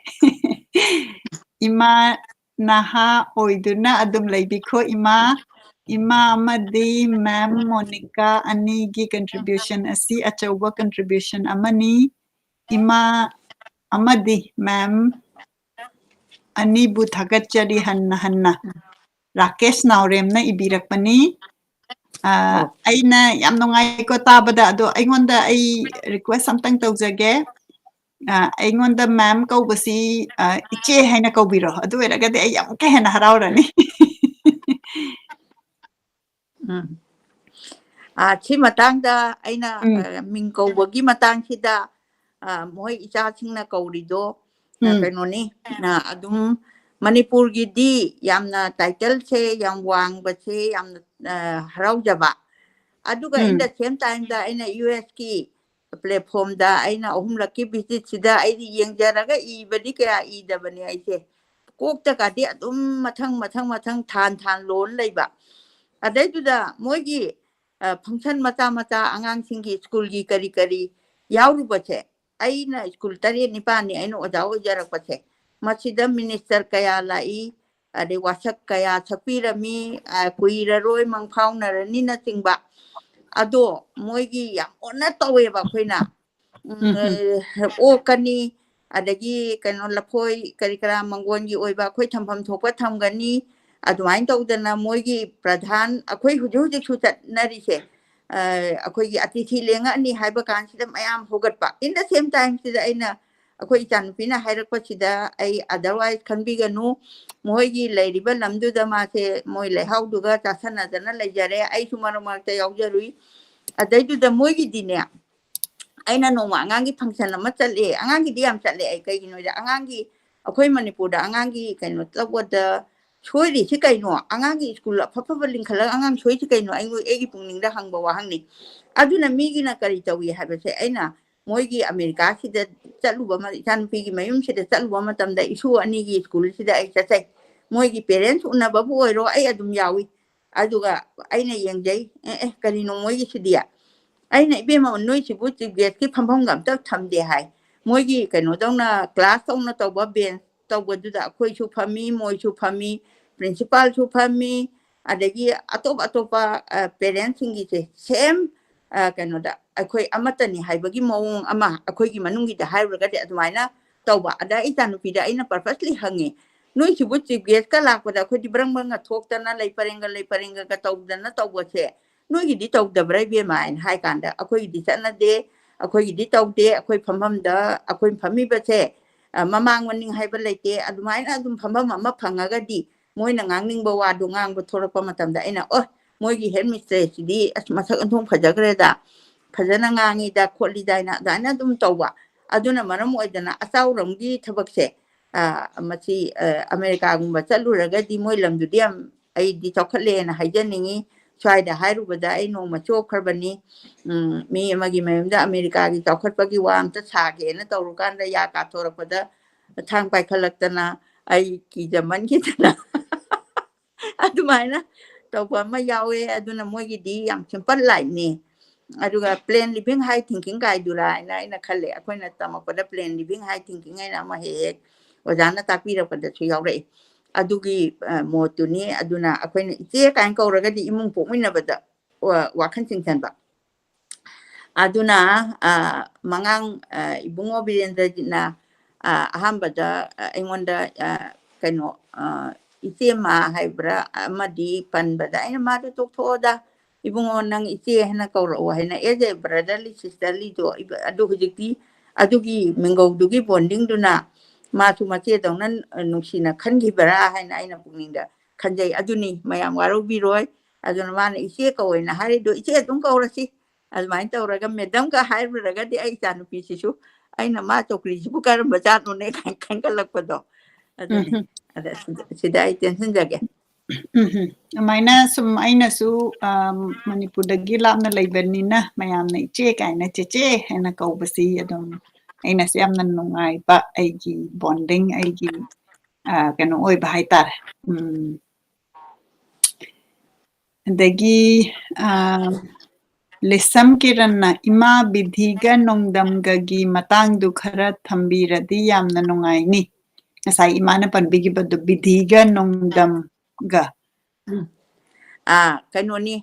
ibungo masigi explain dine yam changna ai tawjage ai di bidhina kanmaga haibani nongdamba do nongdamba bidhi kanma he nongdamba na tambiba du nate ibungo gi do kitang chelai na dore bidhi china ne nongdamba na ai di aina pokpada ai ipado for example ai ipado aina tha mari churapada na baduna tha taruk lei subada chudri ai che mapa che kanna na re angang si chak in thal che na chomba gi matang du gi nong matang pada umi hai adu erga di ai gi do ai di ipadu lei roi da bai ipadu gi macha ora panina aina madai dur phangi ba punchi do adu kaino de aina tamba na teba bidhina ai gi popadagi aduna kari amuk tawre hindu gi philosophy dai hindu harga noi chawbinu ko adum ta than biyo ba kaino longning bana adum lobiu longning da bana adum hundopi ko philosophy da kari hage bu bidhi se kari na ole ino haibada aina nahan ma pokta tawjaba ni jakan ma phone aduna kaino tawba bidhi che machida aina aigi ipadu mirai de ipada 18 tathina tawre yam chawgraba chapter amani aina ngasai khajitang kabi mahakabi anga halna phongdo mi se akoi da lesson se tambiri ne bidhi china karmaina adyamna nongdam china tambira mi no angang mapa mama duna yoga da wabu ma hekla popa ga mama le ta ba yauri ba huji chu yauri medical science am ta khalaga chu yauri ba masi kari mo haire mana na han ma pop ta ma pa se yang thina ta thina to ba ma pa nu sirak ta ba so many ꯇꯧꯔꯛꯄ ꯑꯣꯏꯔꯒꯗꯤ ꯍꯌꯦꯡ ꯄꯣꯛꯇ ꯅꯪ ꯅꯄꯥ ꯅꯁꯛ ꯎꯔꯔꯣꯏ ꯀꯥꯏꯅ ꯑꯩꯈꯣꯏ ꯋꯥꯔꯛꯄꯗ ꯌꯥꯎꯔꯛꯄꯁꯦ ꯁꯨꯃꯥꯏꯅ ꯇꯧꯗꯅ ꯇꯧꯔꯛꯄꯅꯤ ꯍꯥꯏꯕꯁꯦ ꯑꯩꯒꯤ ꯇꯧꯖꯕ ꯅꯤꯖ ꯀꯔꯃ ꯐꯣꯟꯗꯨꯅꯅꯦ ꯑꯩꯒꯤ ꯍꯟꯗꯛꯃꯨꯛ ꯃꯄꯣꯛꯇ ꯀꯅꯥꯒꯨꯝꯕ ꯑꯃꯅ ꯃꯣꯟꯇꯦꯛ ꯃꯣꯟꯗꯨꯝꯗ ꯌꯥꯎꯑꯣꯟꯅꯗꯅ ꯃꯆꯥꯁꯦ ꯅꯨꯡꯉꯥꯏꯅ ꯊꯝꯗꯅ ꯇꯦꯛꯇ ꯀꯥꯏꯗꯅ ꯂꯩꯕ ꯌꯥꯎꯏ ꯀꯅꯥꯅ ꯄꯤꯊꯠ ꯄꯥꯇꯠꯅ ꯂꯩꯕ ꯌꯥꯎꯏ ꯌꯥꯎꯔꯤꯕꯁꯤꯡꯁꯦ ꯃꯁꯦ ꯕꯤꯙꯤꯅꯅꯦ ꯄꯤꯊꯠ ꯄꯥꯇꯠꯄꯗꯣ ꯃꯄꯥ ꯁꯤꯌꯨ ꯃꯃꯥ ꯁꯤꯌꯨ ꯑꯣꯏꯅ ꯍꯥꯏꯔꯛꯄ ꯅꯠꯇꯦ ꯑꯉꯥꯡꯗꯨꯒꯤ ꯀꯔꯃ ꯐꯣꯟꯅꯤ ꯍꯥꯏꯕ ꯑꯗꯨ ꯀꯔꯃꯁꯤꯅ ꯑꯃꯨꯛ ꯀꯃꯥꯏꯅ ꯇꯧꯏ ꯀꯔꯃꯒ ꯕꯤꯙꯤꯒ ꯈꯠꯅꯩꯌꯦꯕ ꯐꯥꯏꯠ ꯇꯧꯋꯦ ꯑꯗꯨꯅ ꯀꯔꯃꯁꯤꯅ ꯑꯃꯨꯛ